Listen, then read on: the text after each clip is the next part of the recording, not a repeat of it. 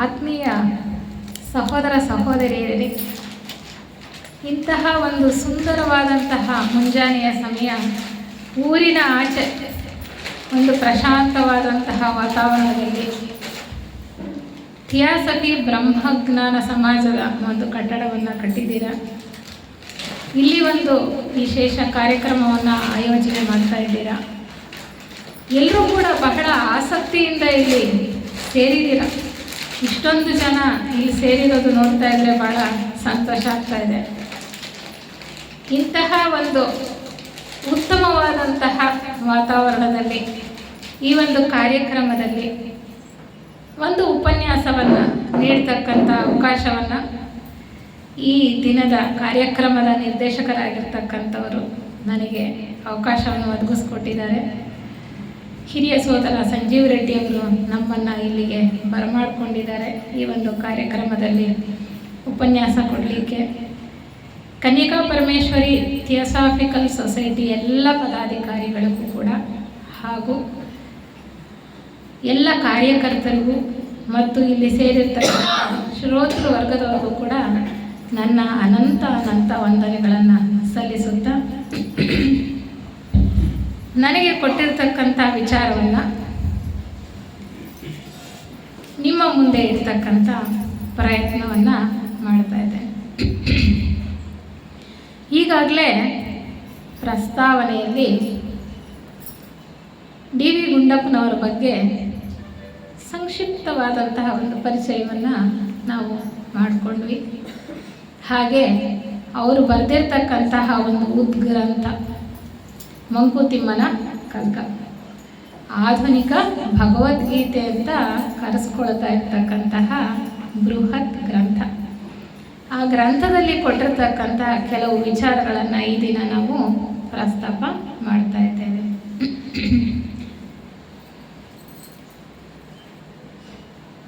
ನನ್ನ ಪಾಲಿಗೆ ಬಂದಿರತಕ್ಕಂಥ ವಿಚಾರ, ಮಂಕುತಿಮ್ಮನ ಕಗ್ಗದಲ್ಲಿ ಕರ್ಮ ರಹಸ್ಯ. ನಾವು ಪ್ರಸ್ತುತ ಈ ಜಗತ್ತನ್ನು, ಪ್ರಪಂಚವನ್ನು ಒಂದು ಸಾರಿ ಅವಲೋಕಿಸಿದ್ದೇ ಆದರೆ ನಮಗೇನು ಅನಿಸುತ್ತೆ? ಇಲ್ಲೆಲ್ಲವೂ ಕೂಡ ಬಹಳ ವ್ಯವಸ್ಥಿತವಾಗಿ ನಡೀತಾ ಇದೆ ಅಂತ ಅನಿಸುತ್ತಾ? ವ್ಯವಸ್ಥಿತವಾಗಿ ಎಲ್ಲವೂ ನಡೀತಾ ಇದೆ ಅನ್ನಿಸ್ತಾ ಮೇಲ್ನೋಟದಲ್ಲಿ? ಏಕೆಂದರೆ ಎಲ್ಲೆಲ್ಲಿ ನೋಡಿದ್ರು ಅಶಾಂತಿ, ದುಃಖ, ಯಾತನೆ, ಹೊಡೆದಾಟ, ಯುದ್ಧಗಳು ಇಂಥವನ್ನೇ ನಾವು ಹೆಚ್ಚಾಗಿ ನೋಡ್ತಾ ಇದ್ದೇವೆ. ಹೆಚ್ಚಾಗಿ ಅಲ್ವಾ? ಅನ್ಯಾಯ ಮಾಡ್ತಾ ಇರ್ತಕ್ಕಂಥವ್ರು ಅನ್ಯಾಯ ಮಾಡ್ತಾನೆ ಇರ್ತಾರೆ. ಆದರೂ ಕೂಡ ಇನ್ನೂ ಹೆಚ್ಚು ಆಸ್ತಿ, ಧನ, ಸಂಪತ್ತು ಎಲ್ಲವನ್ನ ಇಟ್ಟುಕೊಂಡು ಸುಖವಾಗಿದ್ದಾರೆ ಅನ್ನುವಂಥ ರೀತಿಯಲ್ಲಿ ನಮಗೆ ಗೋಚರವಾಗ್ತಾ ಇದ್ದಾರೆ. ಪ್ರಾಮಾಣಿಕರು, ಧರ್ಮನಿಷ್ಠರು ಸರಿಯಾದ ದಾರಿಯಲ್ಲಿ ಹೋಗಬೇಕು ಅಂತ ಪ್ರಯತ್ನ ಪಡ್ತಾ ಇರೋಂಥವರು ಸತತವಾಗಿ ಕಷ್ಟ ನಷ್ಟಗಳನ್ನು ಅನುಭವಿಸ್ತಾನೆ ಇದ್ದಾರೆ. ಹಾಗೆ ನಾವು ಮೇಲ್ನೋಟದಲ್ಲಿ ನೋಡಿದ್ದೇ ಆದರೆ ನಮಗೆ ಈ ಜಗತ್ತಿನಲ್ಲಿ ಎಲ್ಲವೂ ವ್ಯವಸ್ಥಿತವಾಗಿದೆಯಾ ಅನ್ನೋ ಪ್ರಶ್ನೆ ಬರುತ್ತಲ್ವ? ಇಲ್ಲ, ಅವ್ಯವಸ್ಥೆನೇ ಇದೆ ಅನ್ನುವಂತಹ ಒಂದು ಭಾವನೆ ನಮಗೆ ಮೂಡ್ತಕ್ಕಂಥದ್ದು ಸಹಜ. ಆದರೆ ಸ್ವಲ್ಪ ಈ ಆಧ್ಯಾತ್ಮದ ಕಡೆ ತಿರುಗಿರ್ತಕ್ಕಂಥವ್ರು, ಅದಕ್ಕೆ ನಾನು ಕೇಳಿದಾಗ ಒಂದು ಪ್ರಶ್ನೆ, ನೀವೆಲ್ಲ ವ್ಯವಸ್ಥೆ ಇದೆ ಅಂತ ಹೇಳಿದಿರಿ. ಯಾಕೆ ಅಂದರೆ ಸ್ವಲ್ಪ ಈ ಆಧ್ಯಾತ್ಮದ ವಿಚಾರವನ್ನು ತಿಳ್ಕೊಂಡಿರ್ತಕ್ಕಂಥವ್ರು, ಈ ಕಡೆ ಆಸಕ್ತಿಯನ್ನು ವಹಿಸಿ ಈ ಒಂದು ಜ್ಞಾನಕ್ಕೆ ಹೋಗಟ್ಟಿರ್ತಕ್ಕಂಥವ್ರಿಗೆ ಭಾಳ ಚೆನ್ನಾಗಿ ಗೊತ್ತಿರುತ್ತೆ. ನಾವು ಹೊರಗಡೆ ನಡೀತಾ ಇರ್ತಕ್ಕಂಥ ವಿದ್ಯಮಾನಗಳ ಆಳಕ್ಕೆ ಹೋಗಿ ನೋಡಿದ್ದೇ ಆದರೆ ಈ ಎಲ್ಲವೂ ಕೂಡ ಏನು ಪ್ರಸ್ತುತ ಪ್ರಪಂಚದಲ್ಲಿ ವಿದ್ಯಮಾನಗಳು ನಡೀತಾ ಇದೆಯಲ್ಲ, ಅದು ಎಲ್ಲಕ್ಕೂ ಕೂಡ ಒಂದು ಕಾರಣ ಇದೆ.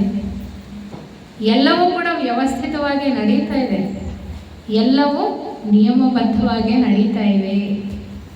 ಆದರೆ ಸಾಧಾರಣ ಮನುಷ್ಯರು ಅದರ ಬಗ್ಗೆ ತಿಳುವಳಿಕೆ ಇಲ್ಲದಲೇ ಇಲ್ಲಿ ಎಲ್ಲವೂ ಕೂಡ ಅವ್ಯವಸ್ಥೆನೇ ಇದೆ, ನಾವು ಯಾವಾಗಲೂ ಕೂಡ ದುಃಖದಲ್ಲೇ ಇದ್ದೇವೆ, ಕಷ್ಟವನ್ನು ಅನುಭವಿಸ್ತಾ ಇದ್ದೇವೆ ಅಂತ ತಿಳ್ಕೊಳ್ತಕ್ಕಂತಹ ಸಾಧ್ಯತೆ ಬಹಳಷ್ಟಿದೆ. ಇದಕ್ಕೆ ಕಾರಣ ಏನಪ್ಪ ಅಂದರೆ ನಮ್ಮ ಅಜ್ಞಾನನೇ ಕಾರಣ. ಈ ಒಂದು ಸೃಷ್ಟಿ ಹೇಗೋ ಯಾವ ಒಂದು ನಿಯಮ ನೀತಿ ಇಲ್ಲದಲೇ ಆದದಲ್ಲ. ಇಲ್ಲಿ ಎಲ್ಲವೂ ಕೂಡ ಬಹಳ ವ್ಯವಸ್ಥಿತವಾಗಿ ನಡೀತಾ ಇದೆ. ಪರಮಾತ್ಮನ ಒಂದು ಬೃಹತ್ ಯೋಜನೆ ಇದೆ, ಅದು ಸಂಸರಣಾ ಯೋಜನೆ ಅನ್ನೋದನ್ನು ಆಧ್ಯಾತ್ಮ ಜೀವಿಗಳಾದ ನಾವು ಸಾಕಷ್ಟು ವಿಚಾರ ನಮ್ಮ ಇತಿಹಾಸದ ವಾಂಗ್ಮಯದಲ್ಲೂ ಕೂಡ ತಿಳ್ಕೊಳ್ತಾ ಬಂದಿದ್ದೇವೆ. ಪರಮಾತ್ಮನ ಈ ಬೃಹತ್ ಸಂಸರಣಾ ಯೋಜನೆಯಲ್ಲಿ ಜೀವ ವಿಕಾಸ ಅಂತಕ್ಕಂಥದ್ದು ನಿರಂತರವಾಗಿ ಸತತವಾಗಿ ನಡೀತಾ ಬಂದಿದೆ. ಅನೇಕ ವರ್ಗಗಳಲ್ಲಿ ಮನುಷ್ಯ ಅಭಿವೃದ್ಧಿ ಹೊಂದುತ್ತಾ ಇದ್ದಾನೆ. ಜೀವಿಗಳು ಸೃಷ್ಟಿಯಲ್ಲಿ ಪ್ರಾರಂಭದಿಂದ ಅನೇಕ ವರ್ಗಗಳನ್ನು ಹಾದು ಈಗ ಮನುಷ್ಯ ವರ್ಗಕ್ಕೆ ಬಂದಿರತಕ್ಕಂಥದ್ದು.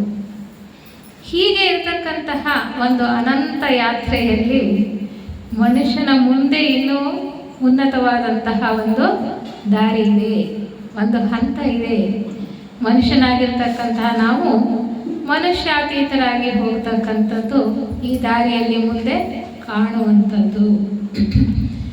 ಮನುಷ್ಯನ ವಿಕಾಸಕ್ಕೆ ಮತ್ತು ಅಭಿವೃದ್ಧಿಗೆ ಸಹಕಾರಿಯಾಗಿರ್ತಕ್ಕಂತಹ ಅನೇಕ ನಿಯಮಗಳನ್ನು ಪರಮಾತ್ಮ ಈ ಪ್ರಕೃತಿಯಲ್ಲಿ ಇಟ್ಟಿದ್ದಾನೆ.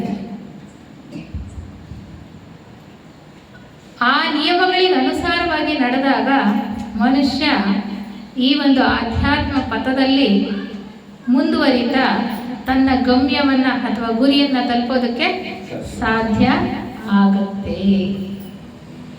ಅದಕ್ಕೆ ಮುಖ್ಯವಾಗಿರ್ತಕ್ಕಂತಹ ನಿಯಮಗಳು ಈಗಾಗಲೇ ನಾವು ಪ್ರಸ್ತಾಪ ಮಾಡಿದ್ದು ನಿರ್ದೇಶಕರು ಅಲ್ವಾ.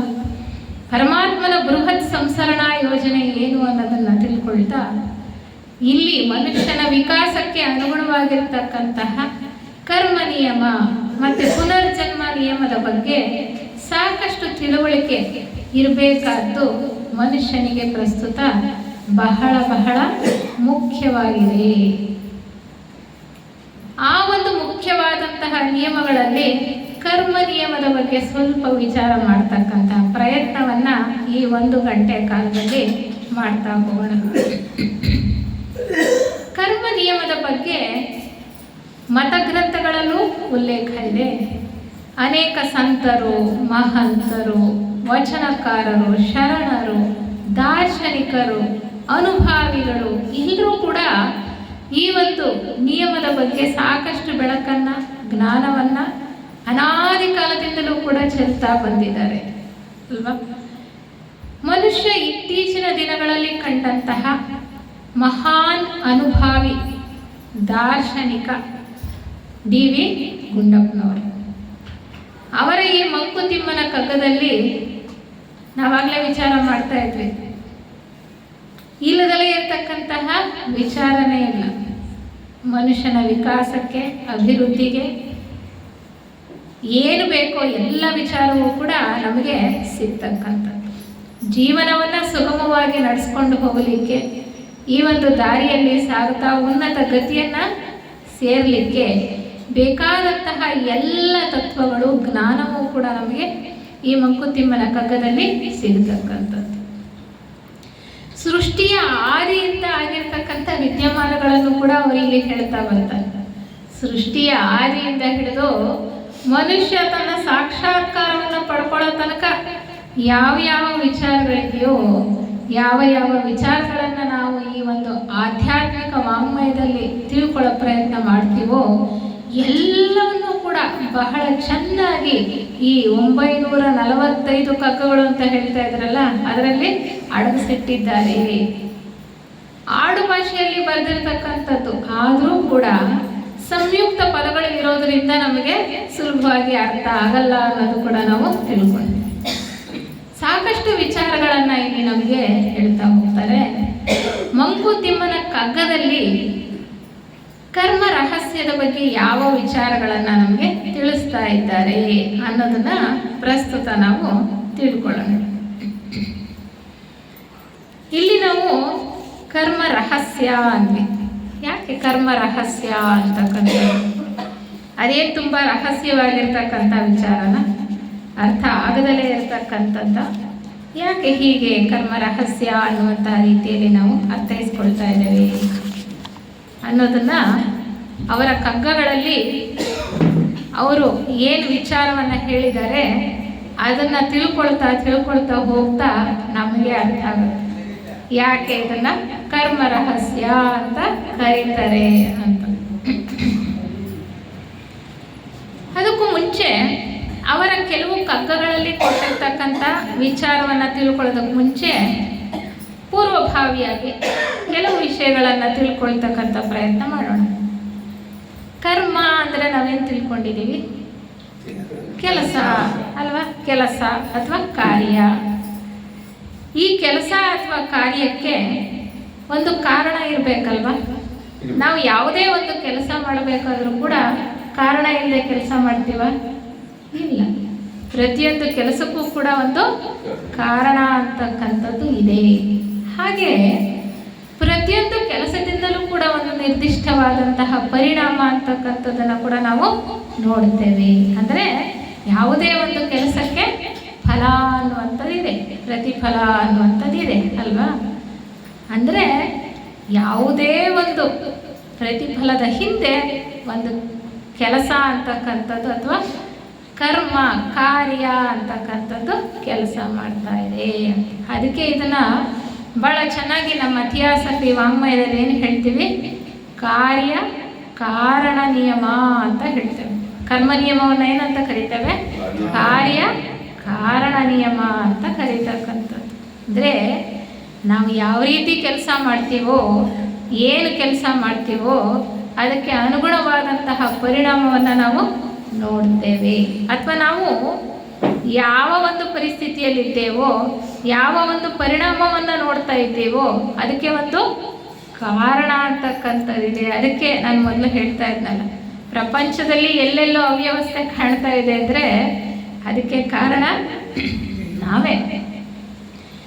ಇಲ್ಲಿ ಬದುಕ್ತಾ ಇರುವಾಗ ಮನುಷ್ಯ ಸಂಘಜೀವಿಯಾಗಿ ಈ ಜಗತ್ತಿನಲ್ಲಿ ಜೀವನವನ್ನು ನಡೆಸ್ತಾ ತನ್ನ ಸುತ್ತಮುತ್ತ ಇರ್ತಕ್ಕಂಥ ಸನ್ನಿವೇಶಗಳು ಪರಿಸ್ಥಿತಿಗಳನ್ನು ಸೃಷ್ಟಿ ಮಾಡಿಕೊಂಡಿರ್ತಕ್ಕಂಥವ್ರು ನಾವೇ.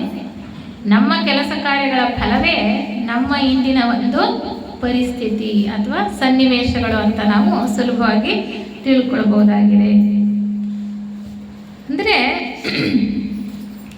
ಈ ನಿಯಮದ ಪ್ರಕಾರ ಈಗಾಗಲೇ ನಾನು ಹೇಳಿದ ಹಾಗೆ ಅನೇಕ ಮತ ಗ್ರಂಥಗಳಲ್ಲೂ ಕೂಡ ಹೇಳಿರುವಂಥದ್ದು, ಬಿತ್ತಿದಂತೆ ಬೆಳೆ ಅಂತ ಹೇಳ್ತೀವಿ. ಅಂದರೆ ನಾವು ಯಾವ ರೀತಿ ಕೆಲಸ ಮಾಡ್ತೀವೋ ಅದಕ್ಕೆ ಅನುಗುಣವಾದಂತಹ ಫಲವನ್ನು ನಾವು ಪಡೆದುಕೊಳ್ತೇವೆ. ಅದು ಸಹಜ ಅಲ್ವಾ? ಅಥವಾ ಮಾಡಿದ್ರು ಮಹಾರಾಯ ಅಂತ ನಾವು ಆಡು ಭಾಷೆಯಲ್ಲಿ ಬಹಳ ಸುಲಭವಾಗಿ ಹೇಳ್ತಕ್ಕಂಥದ್ದು. ನಾವು ನಮ್ಮ ಪರಿಸ್ಥಿತಿಗೆ ಬೇರೆ ಯಾರನ್ನು ದೂರಬೇಕಾದಿಲ್ಲ. ನಾವು ಯಾವ ಪರಿಸ್ಥಿತಿಲಿದ್ದೇವೋ, ನಮ್ಮ ಕಷ್ಟ ನಷ್ಟಗಳು ಏನನ್ನು ನಾವು ಅನುಭವಿಸ್ತಾ ಇದ್ದೇವೋ ಎಲ್ಲಕ್ಕೂ ಕೂಡ ನಮ್ಮ ಹಿಂದಿನ ಕೆಲಸ ಕಾರ್ಯಗಳೇ ಕಾರಣ ಅನ್ನುವಂಥದ್ದನ್ನು ನಾವು ಚೆನ್ನಾಗಿ ಅರ್ಥ ಮಾಡ್ಕೊಳ್ತಾ ಹೋಗ್ತೇವೆ. ಅಂದರೆ ಬರೀ ಮನುಷ್ಯನ ಕೆಲಸ ಕಾರ್ಯಗಳಿಂದ ಮಾತ್ರನೇ ಆತ ಈ ದಿನ ಅದರ ಫಲವನ್ನು ಉಣ್ತಾ ಇದ್ದಾನ, ಅದು ಮಾತ್ರನೇ ಕಾರಣನಾ ಅಂದರೆ ಇಲ್ಲ ಅಂತಾರೆ ಟಿ ವಿ ಮನುಷ್ಯನ ಈ ಇಂದಿನ ಪರಿಸ್ಥಿತಿಗೆ, ಆತ ಇರುವಂತಹ ಒಂದು ಸನ್ನಿವೇಶಗಳಿಗೆ, ಆತನಿಗೆ ಎದುರಾಗ್ತಾ ಇರ್ತಕ್ಕಂತಹ ಎಲ್ಲ ಕಷ್ಟ ನಷ್ಟಗಳಿಗೂ ಅಥವಾ ಸುಖ ಸಂತೋಷಗಳಿಗೂ ಕೂಡ ಆತನ ಒಬ್ಬನೇ ಕಾರಣನಲ್ಲ ಅಂತ ಹೇಳ್ತಾರೆ. ಅದಕ್ಕೆ ಅವರು ಒಂದು ಕಗ್ಗದಲ್ಲಿ ಹೇಳ್ತಾರೆ. ಏನು ಹೇಳ್ತಾರೆ ಆ ಕಗ್ಗದಲ್ಲಿ ಅಂತ ನೋಡ್ತಾ ಹೋಗೋಣ. ಅರಸನೊಬ್ಬನಲ್ಲ ಮೂವರು ಬಾಳನಾಡುವರು, ಅರಸನೊಬ್ಬನಲ್ಲ ಮೂವರು ಬಾಳನಾಡುವರು, ನರ ಕರುಮ ದೈವಗಳು ತೊಡಕದಕ್ಕೆ ಸಾಜ. ಗುರಿ ಇಡದ ಮೊದಲು ಕೊನೆ ಇರದ ದರಬಾರಿನಲ್ಲಿ ಸರಿಯೇನೋ ತಪ್ಪೇನೋ ಮಂಕುತಿಮ್ಮ. 4 ಸಾಲುಗಳ ಒಂದು ಕಗ್ಗ. ಇಲ್ಲಿ ಹೇಳ್ತಾರೆ, ಮನುಷ್ಯನ ಇಂದಿನ ಪರಿಸ್ಥಿತಿಗೆ, ಆತ ನಡೆಸ್ತಾ ಇರ್ತಕ್ಕಂತಹ ಬಾಳ್ವೆಗೆ, ಬಾಳಿನ ಒಂದು ಆಗು ಹೋಗುಗಳಿಗೆ 3 ಶಕ್ತಿಗಳು ಕಾರಣ ಅಂತ ಹೇಳ್ತಾರೆ. 3 ಶಕ್ತಿಗಳು ಕಾರಣ. ಅದಕ್ಕೆ ಹೇಳ್ತಾರೆ ಅರಸನೊಬ್ಬನಲ್ಲ, 3 ಬಾಳನಾಳುವರು. ಮನುಷ್ಯನ ಬಾಳನ್ನ ಆಳ್ತಾ ಇರ್ತಕ್ಕಂಥವ್ರು ಎಷ್ಟು ಜನ? 3 ಜನ ಅಂತೆ. 3 ಶಕ್ತಿಗಳು. ಅರಸನೊಬ್ಬನಲ್ಲ, ಒಬ್ಬನಲ್ಲ. ಅಂದರೆ ನಾವು ಅಂದ್ಕೊಂಡು ಬಿಡ್ತೀವಿ ನನ್ನ ಹಣೆ ಬರಹ, ಕರ್ಮ, ವಿಧಿ, ಅದಕ್ಕೆ ನಾನೇ ಕಾರಣ ಅಂದ್ಕೊಂಡ್ರು ಕೂಡ ನಾನೇ ಕಾರಣ ಮುಖ್ಯವಾಗಿ, ಆದ್ರೂ ಅದೊಂದೇ ಕೆಲಸ ಮಾಡ್ತಾ ಇದೆ ಅನ್ನುವಂತಹ ರೀತಿ ಅಲ್ಲ. ಇಲ್ಲಿ 3 ಮುಖ್ಯ ಶಕ್ತಿಗಳ ಬಗ್ಗೆ ಹೇಳ್ತಾರೆ. ಯಾವ್ಯಾವ್ದು ಅಂದರೆ ನರ, ಕರ್ಮ, ದೈವ. 3 ಶಕ್ತಿಗಳು ಮನುಷ್ಯನ ಬಾಳನ್ನು ಆಳ್ತಾ ಇರ್ತಕ್ಕಂಥವ್ರು. ನರ ಅಂದರೆ ಮನುಷ್ಯ, ನಮ್ಮ ಕೆಲಸ ಕಾರ್ಯಗಳು, ನಡೆ ನುಡಿ, ಪ್ರಸ್ತುತ. ಹಾಗೆ ಕರ್ಮ. ಕರ್ಮ ಅಂದರೆ ನಾವು ಸಾಮಾನ್ಯವಾಗಿ ಏನು ಹೇಳ್ತೀವಿ? ಅಯ್ಯೋ ಇದು ನನ್ನ ಕರ್ಮ, ಇದು ನನ್ನ ವಿಧಿ, ಇದು ನನ್ನ ಹಣೆ ಬರಹ ಅಂತ ಹೇಳ್ತೀವಲ್ಲ. ಯಾವ ಜನ್ಮದಲ್ಲಿ ಏನು ತಪ್ಪು ಮಾಡಿದ್ನೋ ಅದರ ಹಣೆ ಬರಹ ನಾನಿವಾಗ ಅನುಭವಿಸ್ತಾ ಇದ್ದೀನಿ ಅಂತೀವಲ್ಲ. ಹಾಗೆ ಮನುಷ್ಯನಿಗೆ ಒಂದೇ ಜನ್ಮ ಇಲ್ಲ, ಎಷ್ಟೋ ಜನ್ಮಾಂತರಗಳಿಂದ ನಾವು ಎಷ್ಟು ಕೆಲಸ ಕಾರ್ಯಗಳನ್ನು ಮಾಡ್ಕೊಂಡು ಬರ್ತಾ ಇದ್ದೇವೆ. ಪ್ರತಿಯೊಂದು ಕೆಲಸಕ್ಕೂ ಕೂಡ ಅದಕ್ಕೆ ತಕ್ಕದಾದಂತಹ ಫಲ ಇದೆ, ಪರಿಣಾಮ ಇದೆ. ಅಂದರೆ ಎಷ್ಟು ನಾವು 1 ಸೆಕೆಂಡ್ ಕೂಡ ಸುಮ್ಮನೆ ಕೂತ್ಕೊಳ್ತೀವ? ಇಲ್ಲ. ಹೇಗೆ ಕೆಲಸ ಮಾಡ್ತಾ ಇದ್ದೀವಿ? ಥಿಯಾಸಫಿ ವಾಂಗ್ಮಯದಲ್ಲಿ ನಾವು ಚೆನ್ನಾಗಿ ಅರ್ಥೈಸ್ಕೊಂಡಿದ್ದೀವಿ. ಮನುಷ್ಯ ಬರೀ ಸ್ಥೂಲ ದೇಹದ ಮೂಲಕ ಮಾತ್ರ ಕೆಲಸ ಮಾಡ್ತಾ ಇಲ್ಲ, ನಮಗೆ ಸೂಕ್ಷ್ಮ ದೇಹಗಳು ಕೂಡ ಇದೆ ಅಲ್ವಾ? ಹಾಗೆ ನಮಗೆ ರಾಗಭಾವಗಳಿದೆ. ಪ್ರಸ್ತುತ ಮನುಷ್ಯನಾಗಿ, ಸಾಮಾನ್ಯ ಮನುಷ್ಯನಾಗಿ ಕೆಲಸ ಮಾಡ್ತಾ ಇರುವಾಗ ಸ್ಥೂಲ ದೇಹದ ಜೊತೆಲಿ ಕೆಲಸ ಮಾಡ್ತಾ ಇದ್ದೇವೆ, ನಮ್ಮ ರಾಗಭಾವಗಳಿದೆ, ಮತ್ತು ನಮಗೆ ಆಲೋಚನಾ ಶಕ್ತಿ ಇದೆ. ಅಂದರೆ ನಾವು ಸೂಕ್ಷ್ಮ ಮತ್ತು ಸ್ಥೂಲ ದೇಹಗಳ ಮೂಲಕ ಕೆಲಸ ಮಾಡ್ತಾ ಇದ್ದೇವೆ. ನಮ್ಮ ಸ್ಥೂಲ ದೇಹ ಸುಮ್ಮನೆ ಇದ್ರೂ, ಒಂದು ಕಡೆ ನಾವು ಕೂತಿದ್ರು ಕೂಡ ನಮ್ಮ ಮನಸ್ಸು ಸುಮ್ಮನೆ ಇರುತ್ತಾ? ಎಷ್ಟು ಆಲೋಚನೆಗಳು! ಒಂದು ದಿನದಲ್ಲಿ ಒಬ್ಬ ಮನುಷ್ಯನಿಗೆ ಸರಾಸರಿ 50,000ದಿಂದ 70,000 ಯೋಚನೆಗಳು ಬರ್ತಾ ಇರುತ್ತೆ. ಅಂದರೆ ಸತತವಾಗಿ ಎಷ್ಟು ಕೆಲಸ ಮಾಡ್ತಾ ಇದ್ದೀವಿ ನಾವು ಸ್ಥೂಲ ದೇಹದ ಮೂಲಕ, ಕೈಕಾಲುಗಳಿಂದ ಕೆಲಸ ಮಾಡದೇ ಇದ್ರೂ ಕೂಡ ಮನಸ್ಸಿನ ಮೂಲಕ ಎಷ್ಟು ಸತತವಾಗಿ ಕೆಲಸಗಳನ್ನು ಮಾಡ್ತಾ ಇದ್ದೇವೆ. ಎಲ್ಲದಕ್ಕೂ ಕೂಡ ಪ್ರತಿಫಲ ಇದೆ. ಬರೀ ನಾವು ಸ್ಥೂಲ ದೇಹದ ಮೂಲಕ ಮಾಡಿದ ಕೆಲಸಕ್ಕೆ ಮಾತ್ರ ಪ್ರತಿಫಲ ಅಂತಲ್ಲ. ನಮ್ಮ ರಾಗಭಾವಗಳು, ನಾವು ವ್ಯಕ್ತಪಡಿಸ್ತಕ್ಕಂಥ ಭಾವನೆಗಳು, ನಮ್ಮಲ್ಲಿ ಹೇಳ್ತಕ್ಕಂಥ ಆಲೋಚನೆಗಳು, ಎಲ್ಲಕ್ಕೂ ಕೂಡ ಅದಕ್ಕೆ ಅನುಗುಣವಾದಂತಹ ಫಲ ಇದೆ ಅಂತ ಥಿಯಾಸಫಿ ಹೇಳುತ್ತೆ. ಹಾಗೆ ಕಗ್ಗದಲ್ಲಿ ಹೇಳ್ತಕ್ಕಂಥದ್ದು 3 ವಿಚಾರಗಳು.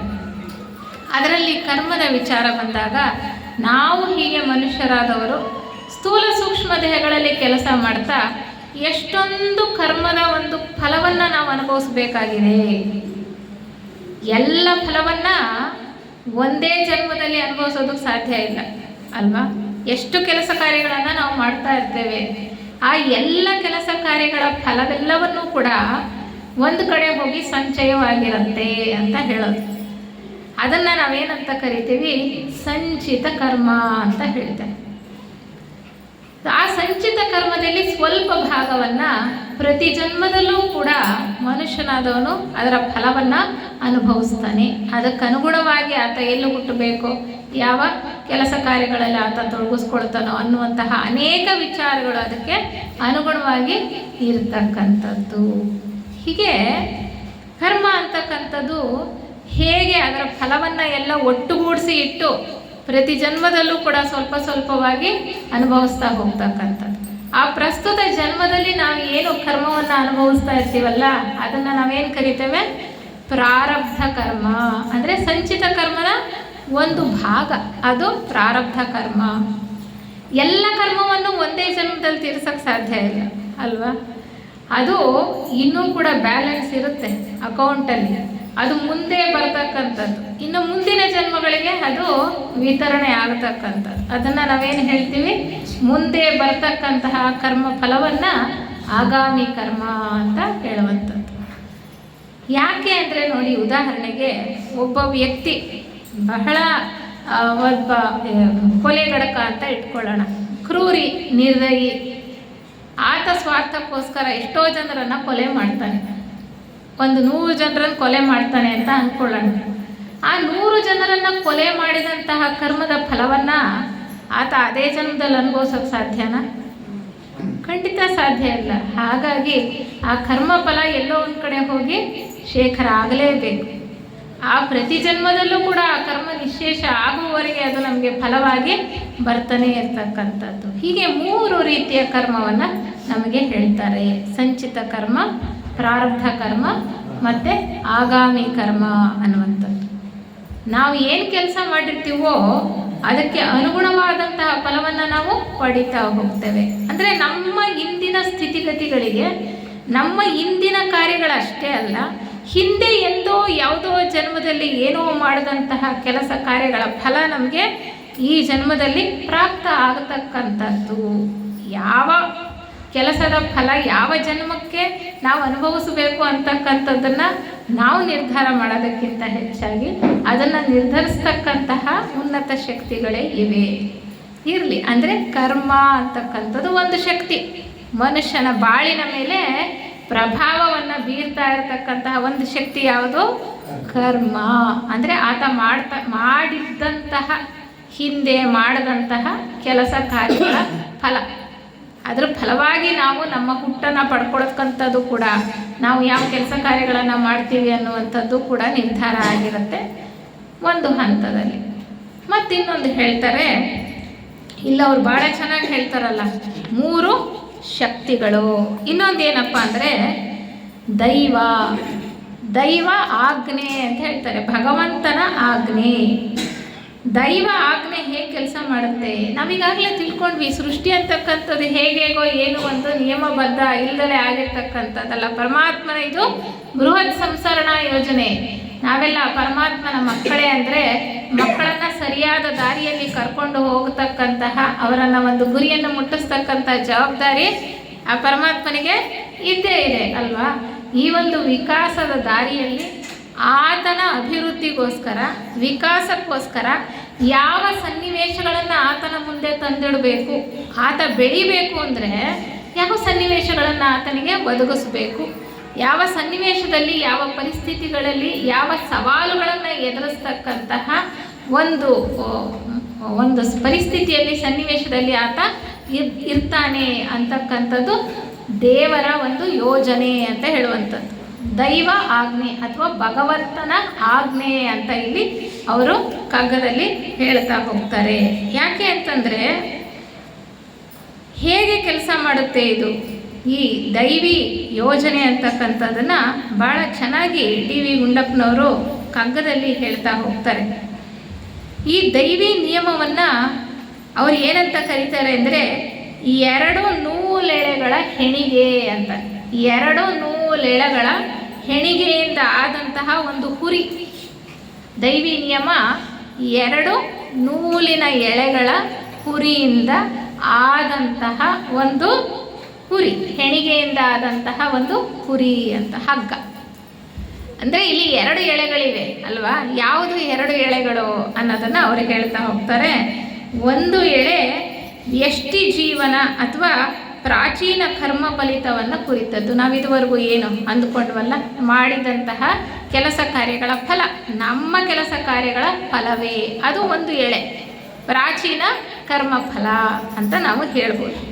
ಇನ್ನೊಂದು ಹೇಳ್ತಾರೆ, ಸಮಷ್ಟಿ ಜಗತ್ತಿನ ಧರ್ಮ ಸಂಸ್ಥಿತಿಗಾಗಿ ಆದದ್ದು.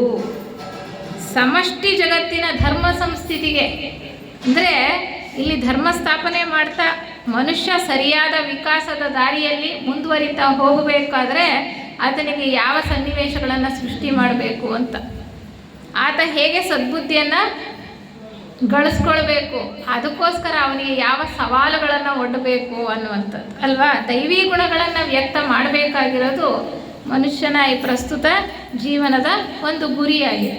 ಪರಮಾತ್ಮನ ಒಂದು ಕಿಡಿಯಾಗಿ ನಾವೆಲ್ಲ ಹೊರಟು ಬಂದಿದ್ದೇವೆ ಅಂದರೆ, ಆತನ ಒಂದು ಅಂಶ ನಮ್ಮಲ್ಲಿ ಇದೆ ಅಂದರೆ ಅದಿನ್ನೂ ಸುಪ್ತವಾಗಿದೆ. ಅದು ಪೂರ್ಣವಾಗಿ ಅಭಿವ್ಯಕ್ತವಾಗಬೇಕು. ದೈವಿ ಗುಣಗಳು ಪೂರ್ಣವಾಗಿ ಅಭಿವ್ಯಕ್ತವಾಗಬೇಕು ಅಂದರೆ ಅದಕ್ಕೆ ಸರಿಯಾದಂತಹ ಪರಿಸ್ಥಿತಿಗಳು, ಸನ್ನಿವೇಶಗಳು, ಅನುಭವಗಳನ್ನು ಮನುಷ್ಯ ಈ ಒಂದು ಕರ್ಮಭೂಮಿಯಲ್ಲಿ ಪಡ್ಕೊಳ್ಬೇಕಾಗಿದೆ. ಅದಕ್ಕೋಸ್ಕರ ಸೃಷ್ಟಿಸ್ತಕ್ಕಂಥದ್ದು, ಅದಕ್ಕೋಸ್ಕರ ನಮ್ಮ ಮುಂದೆ ಇಡ್ತಕ್ಕಂಥದ್ದು. ಅಂದರೆ ನಮ್ಮ ಜೀವನದಲ್ಲಿ ಎದುರಾಗ್ತಕ್ಕಂಥ ಎಲ್ಲ ಸಮಸ್ಯೆಗಳಿಗೂ, ಪರಿಸ್ಥಿತಿಗಳಿಗೂ ನಮ್ಮ ಕೆಲಸಗಳಷ್ಟೇ ಕಾರಣವಲ್ಲ, ನಮ್ಮ ಕೆಲಸಗಳ ಹಿಂದಿನ ಕೆಲಸಗಳ ಫಲವಷ್ಟೇ ಅಲ್ಲ, ದೈವಿ ಯೋಜನೆ ಇದೆ. ಯಾವುದು? ಧರ್ಮ ಸಂಸ್ಥಿತಿಗಾಗಿ, ಧರ್ಮ ಸ್ಥಾಪನೆಗಾಗಿ ಅಲ್ವಾ? ಯದಾ ಯದಾ ಹಿ ಧರ್ಮಸ್ಯ ಗ್ಲಾನಿರ್ಭವತಿ ಭಾರತ ಅಂತ ಹೇಳೋದಿಲ್ವಾ? ಅಭ್ಯುತ್ಥಾನಮಧರ್ಮಸ್ಯ ಸಂಭವಾಮಿ ಯುಗೆ ಯುಗೆ ಅಂತ. ಹಾಗೆ ಸರಿಯಾದ ದಾರಿಯಲ್ಲಿ ಮನುಷ್ಯ ಹೋಗಬೇಕು ಅಂದರೆ ಅಧರ್ಮ ಯಾವಾಗ ಹೆಚ್ಚಾಗ್ತಾ ಇರುತ್ತೋ, ಮನುಷ್ಯ ತನ್ನ ಮಾರ್ಗದಿಂದ ಯಾವಾಗ ವಿಮುಕ್ತನಾಗ್ತಾ ಹೋಗ್ತಾನೋ ಆತನನ್ನು ಸರಿ ದಾರಿಗೆ ಎಳೆದು ನಿಲ್ಲಿಸೋದಕ್ಕೋಸ್ಕರ ಒದಗಿಸ್ತಕ್ಕಂತಹ ಅನೇಕ ಸಮಸ್ಯೆಗಳು, ಸವಾಲುಗಳು ಜೀವನದಲ್ಲಿ ಅಂತ ಹೇಳ್ತಾ ಹೋಗ್ತಾರೆ. ದೈವಿ ಆಜ್ಞೆ ಅಂತ ಕೆಲವು ಉದಾಹರಣೆಗಳನ್ನು ನಾವು ಗಮನಿಸಿದ್ದೆ ಆದರೆ ನೋಡಿ, ಇತ್ತೀಚಿನ ಕೆಲವು ವರ್ಷಗಳ ಹಿಂದೆ ನಮಗೆ ಒಂದು ಸಾಂಕ್ರಾಮಿಕ ರೋಗ ಕಾಡ್ತು.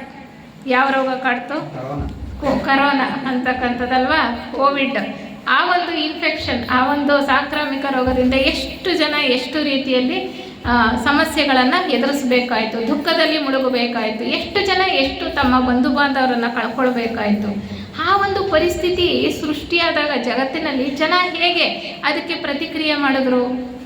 ಎಷ್ಟೋ ಜನ ಒಂದಾದರು, ಕಷ್ಟದಲ್ಲಿರೋರಿಗೆ ಸಹಾಯ ಮಾಡಬೇಕು ಅನ್ನುವಂಥ ದೃಷ್ಟಿ ಅವರಿಗೆ ಮೂಡಿತು. ಯಾವ ದೇಶದವರೋ ಇನ್ನೊಂದು ದೇಶದವ್ರಿಗೆ ಸಹಾಯ ಮಾಡಿದ್ರು, ಎಷ್ಟೋ ಬೇಕಾದಂತಹ ಔಷಧಿಗಳನ್ನು ಕಳಿಸ್ಕೊಟ್ರು. ಭಾರತ ಸಾಕಷ್ಟು ಅನೇಕ ರಾಷ್ಟ್ರಗಳಿಗೆ ಬೇಕಾದಂತಹ ಲಸಿಕೆಯನ್ನು ಕಳಿಸ್ಕೊಡ್ತು ಅಲ್ವಾ? ಹಾಗೆ ಕಷ್ಟದಲ್ಲಿರೋರಿಗೆ ಸಹಾಯ ಮಾಡಬೇಕು ಅಂತ ಎಷ್ಟೋ ಜನ ಒಂದಾಗಿ ಮುಂದಾಗಿ ಹೋದರು. ನಾವೆಲ್ಲ ಸಹಕರಿಸಿ ನಡಿಬೇಕು, ಸಹೋದರ ಭಾವ ಅಂತಕ್ಕಂಥದ್ದು ನಮ್ಮಲ್ಲಿ ಮೂಡಬೇಕು. ನಾವು ಪ್ರತ್ಯೇಕತೆಯನ್ನು ಅತ್ಯಂತ ಹೆಚ್ಚಾಗಿ ನಾವು ಈಗ ಸೃಷ್ಟಿಸ್ಕೊಂಡ್ಬಿಟ್ಟಿದ್ದೇವೆ ಜಗತ್ತಿನಲ್ಲಿ ಅನ್ನುವಂಥ ಒಂದು ದೃಷ್ಟಿ ಯಾವಾಗ ಜಾಸ್ತಿ ಆಗ್ತಾ ಹೋಯ್ತು, ಪ್ರತ್ಯೇಕತೆ, ಜನರನ್ನು ಒಂದುಗೂಡಿಸೋದಕ್ಕೆ ಪ್ರಕೃತಿ ನಮಗೆ ಒಡ್ಡಿರ್ತಕ್ಕಂಥ ಒಂದು ಸವಾಲು ಅಂತ ನಾವು ಖಂಡಿತವಾಗ್ಲೂ ಸ್ವೀಕಾರ ಮಾಡ್ಬೋದು. ಅದೇ ಥರ ಎಷ್ಟೊಂದು ಪ್ರಕೃತಿ ವಿಕೋಪಗಳು ಆಗಾಗ ಆಗ್ತಾ ಇರ್ತಕ್ಕಂಥದ್ದು. ಹಾಗೆ ಪ್ರಕೃತಿಯ ವಿಕೋಪಗಳ ಸಂದರ್ಭದಲ್ಲಿ ಮನುಷ್ಯ ಸಾಮಾನ್ಯವಾಗಿ ಒಂದಾಗ್ತಾನೆ ಅಲ್ವಾ? ಬೇರೆಯ ಒಂದು ಸಂದರ್ಭದಲ್ಲಿ ಬೇರೆ ಬೇರೆ ರೀತಿಯಾಗಿ ಪ್ರತ್ಯೇಕವಾಗಿ ನಾವು ಯೋಚನೆ ಮಾಡಿದ್ದೇ ಆದರೂ ಅಥವಾ ನಾವು ನಡ್ಕೊಂಡಿದ್ದೇ ಆದರೂ ಅಂತಹ ಒಂದು ಸಂಕಷ್ಟ ಪರಿಸ್ಥಿತಿಯಲ್ಲಾದರೂ ಒಂದುಗೂಡಿ ಕೆಲಸ ಮಾಡಬೇಕು ಅನ್ನೋ ಒಂದು ಭಾವ. ಯಾಕೆಂದರೆ ನಮ್ಮೊಳಗಡೆ ಇದೆ ಆತ್ಮಶಕ್ತಿ. ಬರೀ ಹೊರಗಿನ ಪ್ರಕೃತಿ ತತ್ವ ಅಷ್ಟೇ, ದೇಹ ಮಾತ್ರ ಕೆಲಸ ಮಾಡ್ತಾ ಇಲ್ಲ, ಒಳಗಡೆ ಇರ್ತಕ್ಕಂಥ ಆತ್ಮ ಚೈತನ್ಯ ಇದೆಯಲ್ಲ ಅದು ಪಡೆದೆಬ್ಬಿಸಿದಾಗ ಆಗುತ್ತೆ. ಆಗ ನಾವು ಜಾಗೃತರಾಗ್ತೇವೆ. ಹೀಗೆ ಈ ದೈವಿ ಯೋಜನೆ ಅಂತ ಇದೆಯಲ್ಲ, ಆ ದೈವಿ ಯೋಜನೆಗೆ ಅನುಗುಣವಾಗಿ ಮನುಷ್ಯನ ಅಭಿವೃದ್ಧಿ ಮತ್ತು ವಿಕಾಸಕ್ಕೆ ಸಹಾಯ ಆಗುವ ರೀತಿಯಲ್ಲಿ ಅನೇಕ ಪರಿಸ್ಥಿತಿಗಳು, ಸನ್ನಿವೇಶಗಳು ನಮಗೆ ಬಂದು ಒದಗತಕ್ಕಂಥದ್ದು. ಅದು ಕೂಡ ನಮಗೆ ನಮ್ಮ ಬಾಳಿನಲ್ಲಿ ಪ್ರಮುಖವಾದಂತಹ ಒಂದು ಪ್ರಭಾವವನ್ನು ಬೀರ್ತಾ ಇದೆ ಅಂತ ನಾವು ತಿಳ್ಕೊಳ್ಬೋದು. ಮತ್ತೊಂದು ವಿಚಾರ ಹೇಳ್ತಾರೆ ಇಲ್ಲಿ, ಮೊದಲು ಹೇಳಿದಂತಹ ಮೊದಲನೇ ವಿಚಾರ ನರ, ಕರ್ಮ, ದೈವ. ಕರ್ಮ ಮತ್ತು ದೈವದ ಬಗ್ಗೆ ಸ್ವಲ್ಪ ವಿಚಾರ ಮಾಡಿದ್ವಿ. ನರ ಅಂದರೆ ಮನುಷ್ಯ, ಮನುಷ್ಯನ ಹಿಂದಿನ ಕರ್ಮದ ಫಲ ಕರ್ಮದ ವಿಚಾರದಲ್ಲಿ ಹೇಳಿದರು, ಕರ್ಮ ಫಲದಲ್ಲಿ. ಆದರೆ ಮನುಷ್ಯನಿಗೆ ಈಗಲೂ ಕೂಡ ಕೆಲಸ ಮಾಡ್ತಾನೆ ಇದ್ದಾನೆ, ಬರೀ ಹಿಂದಿನ ಕರ್ಮದ ಫಲವನ್ನಷ್ಟೇ ಅನುಭವಿಸ್ತಾ ಇಲ್ಲ. ಈಗಲೂ ಕೂಡ ಆತ ಸತತವಾಗಿ ಕೆಲಸ ಮಾಡ್ತಾ ಇದ್ದಾನೆ. ಅವನಿಗೆ ಸ್ವಾತಂತ್ರ್ಯ ಇದೆ ಹೇಗೆ ನಡ್ಕೊಳ್ಬೇಕು ಅಂತಕ್ಕಂಥದ್ದು. ಆತನ ಪ್ರಸ್ತುತ ಜೀವನದಲ್ಲಿ ನಡ್ಕೊಳ್ಳೋಕ್ಕೆ ಆತನ ನಡೆನುಡಿಯ ಮೇಲೆ ಆತನಿಗೆ ಹತೋಟಿ ಖಂಡಿತವಾಗ್ಲೂ ಇದೆ, ಸ್ವಾತಂತ್ರ್ಯ ಇದೆ ಅಲ್ವಾ? ನಮ್ಮ ಹಿಂದಿನ ಜನ್ಮಗಳ ಕರ್ಮದ ಫಲವನ್ನು ಈಗ ಅನುಭವಿಸ್ತಾ ಇದ್ದೀವಿ ಅಂದರೆ ಈಗ ಮಾಡ್ತಾ ಇರ್ತಕ್ಕಂಥ ಕರ್ಮಗಳ ಫಲಗಳು ನಮಗೆ ಮುಂದೆ ಬರುತ್ತೆ. ಅಂದರೆ ನಾವಿವಾಗ ವಿವೇಕಯುತವಾಗಿ ಸರಿಯಾದಂತಹ ರುಜು ಜೀವನ ಅಥವಾ ಧಾರ್ಮಿಕ ಜೀವನವನ್ನು ನಡೆಸಿದ್ದೇ ಆದರೆ, ಇನ್ನೊಬ್ಬರಿಗೆ ಸಹಕಾರಿಯಾಗಿ ಬದುಕಿದ್ದೇ ಆದರೆ, ನಮ್ಮ ಜೀವನವನ್ನು ಪ್ರಯೋಜನಕಾರಿಯಾಗಿ ಮಾಡಿಕೊಂಡಿದ್ದೇ ಆದರೆ ಅದರ ಸತ್ಕರ್ಮದ ಫಲ ನಮಗೆ ಮುಂದೆ ಬಂದೇ ಬರುತ್ತೆ ಅಲ್ವಾ? ಅದಕ್ಕೆ ನರ ಅಂದರೆ ಪುರುಷ ಪ್ರಯತ್ನ ಅಂತ ಇಲ್ಲಿ ಹೇಳ್ತಾರೆ, ಅಥವಾ ಪುರುಷ ವಿವೇಕ ಅಂತ ಹೇಳುವಂಥದ್ದು. 3 ಶಕ್ತಿಗಳು ಕೆಲಸ ಮಾಡ್ತಾ ಇದೆ ಮನುಷ್ಯನ ಪ್ರಸ್ತುತ ಜೀವನದ ಮೇಲೆ. 3 ಶಕ್ತಿಗಳು ಕೆಲಸ ಮಾಡ್ತಾ ಇದೆ ಅಂತ ಇಲ್ಲಿ ಡಿ ವಿ ಗುಂಡಪ್ಪನವ್ರು ಹೇಳ್ತಾ 3 ವಿಚಾರ ಯಾವ್ಯಾವ್ದು ಹೇಳ್ತಾರೆ? ಪುರುಷ ಪ್ರಯತ್ನ ಅಂದರೆ ಪುರುಷ ವಿವೇಕ, ಪ್ರಸ್ತುತ ಜೀವಿತದಲ್ಲಿ ಪ್ರಸ್ತುತ ಜನ್ಮದಲ್ಲಿ ಮನುಷ್ಯ ಹೇಗೆ ತನ್ನ ನಡೆ ನುಡಿಯನ್ನು ಗಮನಿಸಿ ವಿವೇಕಯುತವಾಗಿ ನಡ್ಕೊಳ್ತಾನೆ ಅನ್ನೋದು. ಇನ್ನೊಂದು ಕರ್ಮ.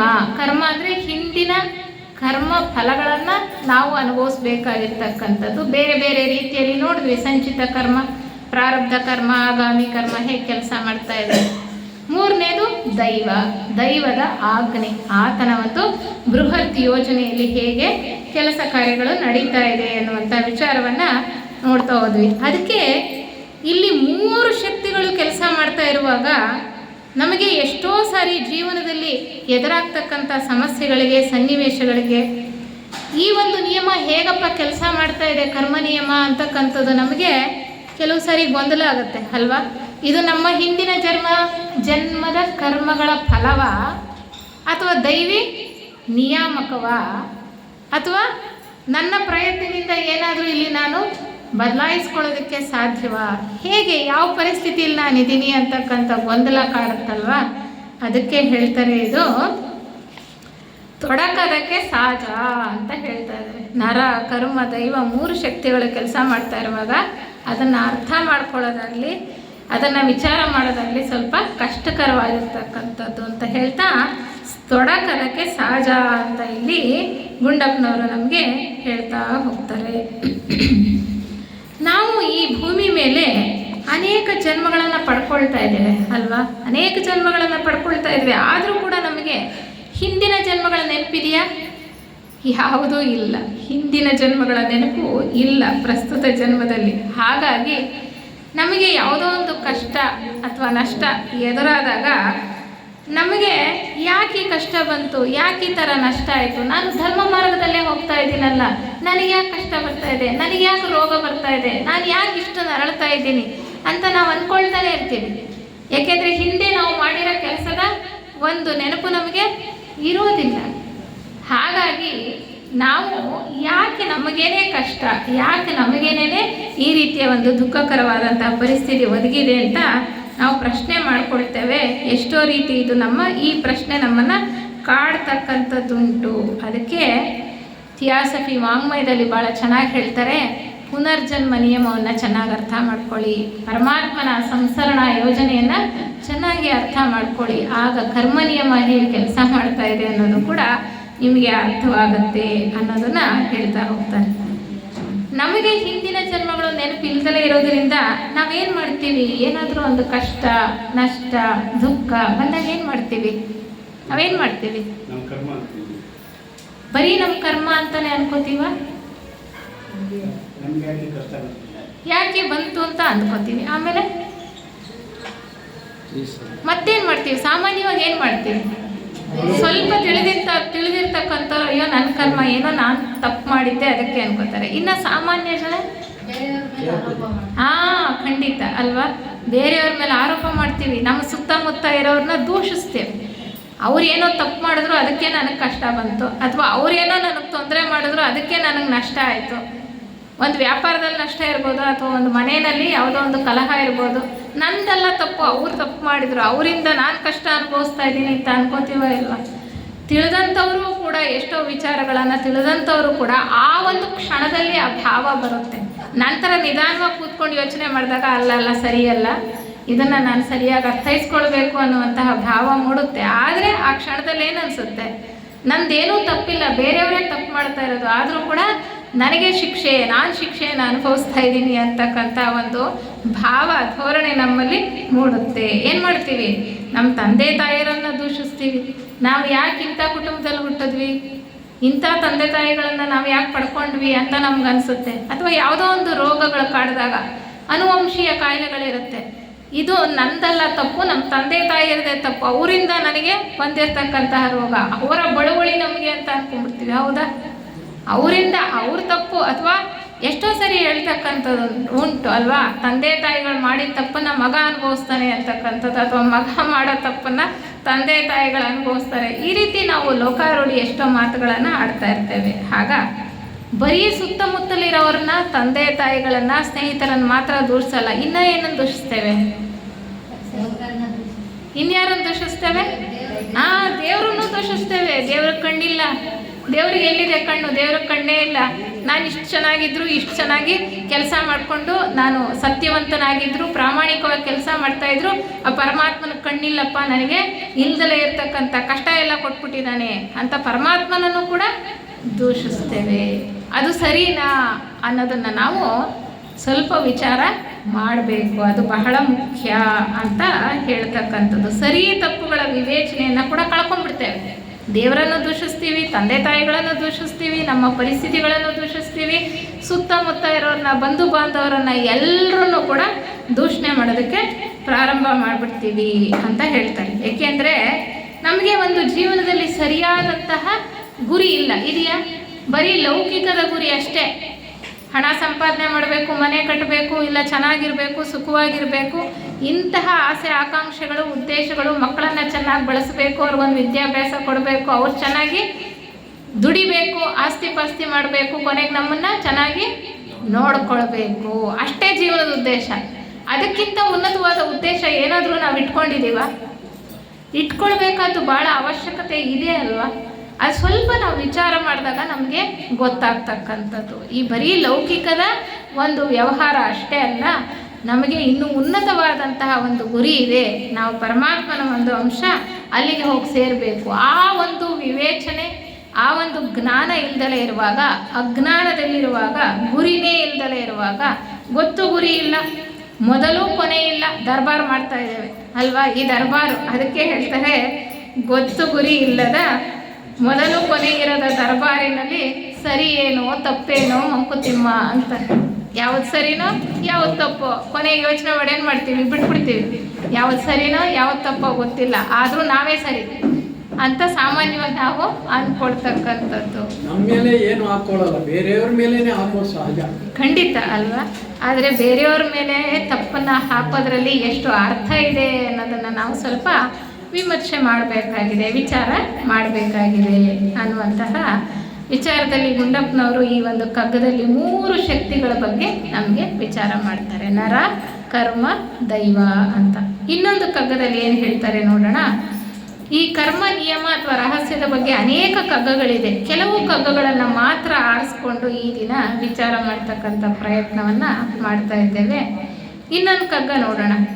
ದೊರೆ ಮೂವರಿರುವಲ್ಲಿ ಸರಿ ಇಹುದೇ ಸೋಜಿಗವು, ಕೊರತೆ ಹೆಚ್ಚಿಕೆಗಳಿರಲಚ್ಚರಿಯದೇನು, ಬರಲಿ ಬರುವುದು ಸರಿಯುವುದೆಲ್ಲ ಸರಿಯಲಿ ನಿನಗೆ, ಪರಿವೆಯೇ ನಿಲ್ಲೆಲ್ಲವೋ ಮಂಕುತಿಮ್ಮ ಅಂತ ಹೇಳ್ತಾರೆ. ದೊರೆ ಮೂವರಿರುವಲ್ಲಿ, 3 ಜನ ಇದ್ದಾರೆ ಆಳ್ತಕ್ಕಂಥವ್ರು. ನಮಗೆ ಇಲ್ಲಿ ಗೊಂದಲ ಅಂತಕ್ಕಂಥದ್ದು ಸಹಜ ಅಲ್ವಾ?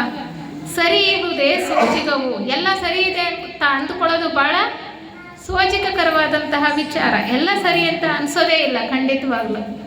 ಕೊರತೆ ಹೆಚ್ಚಿಗೆಗಳಿರಲ್ಲ, ಅಚ್ಚರಿಯದೇನು?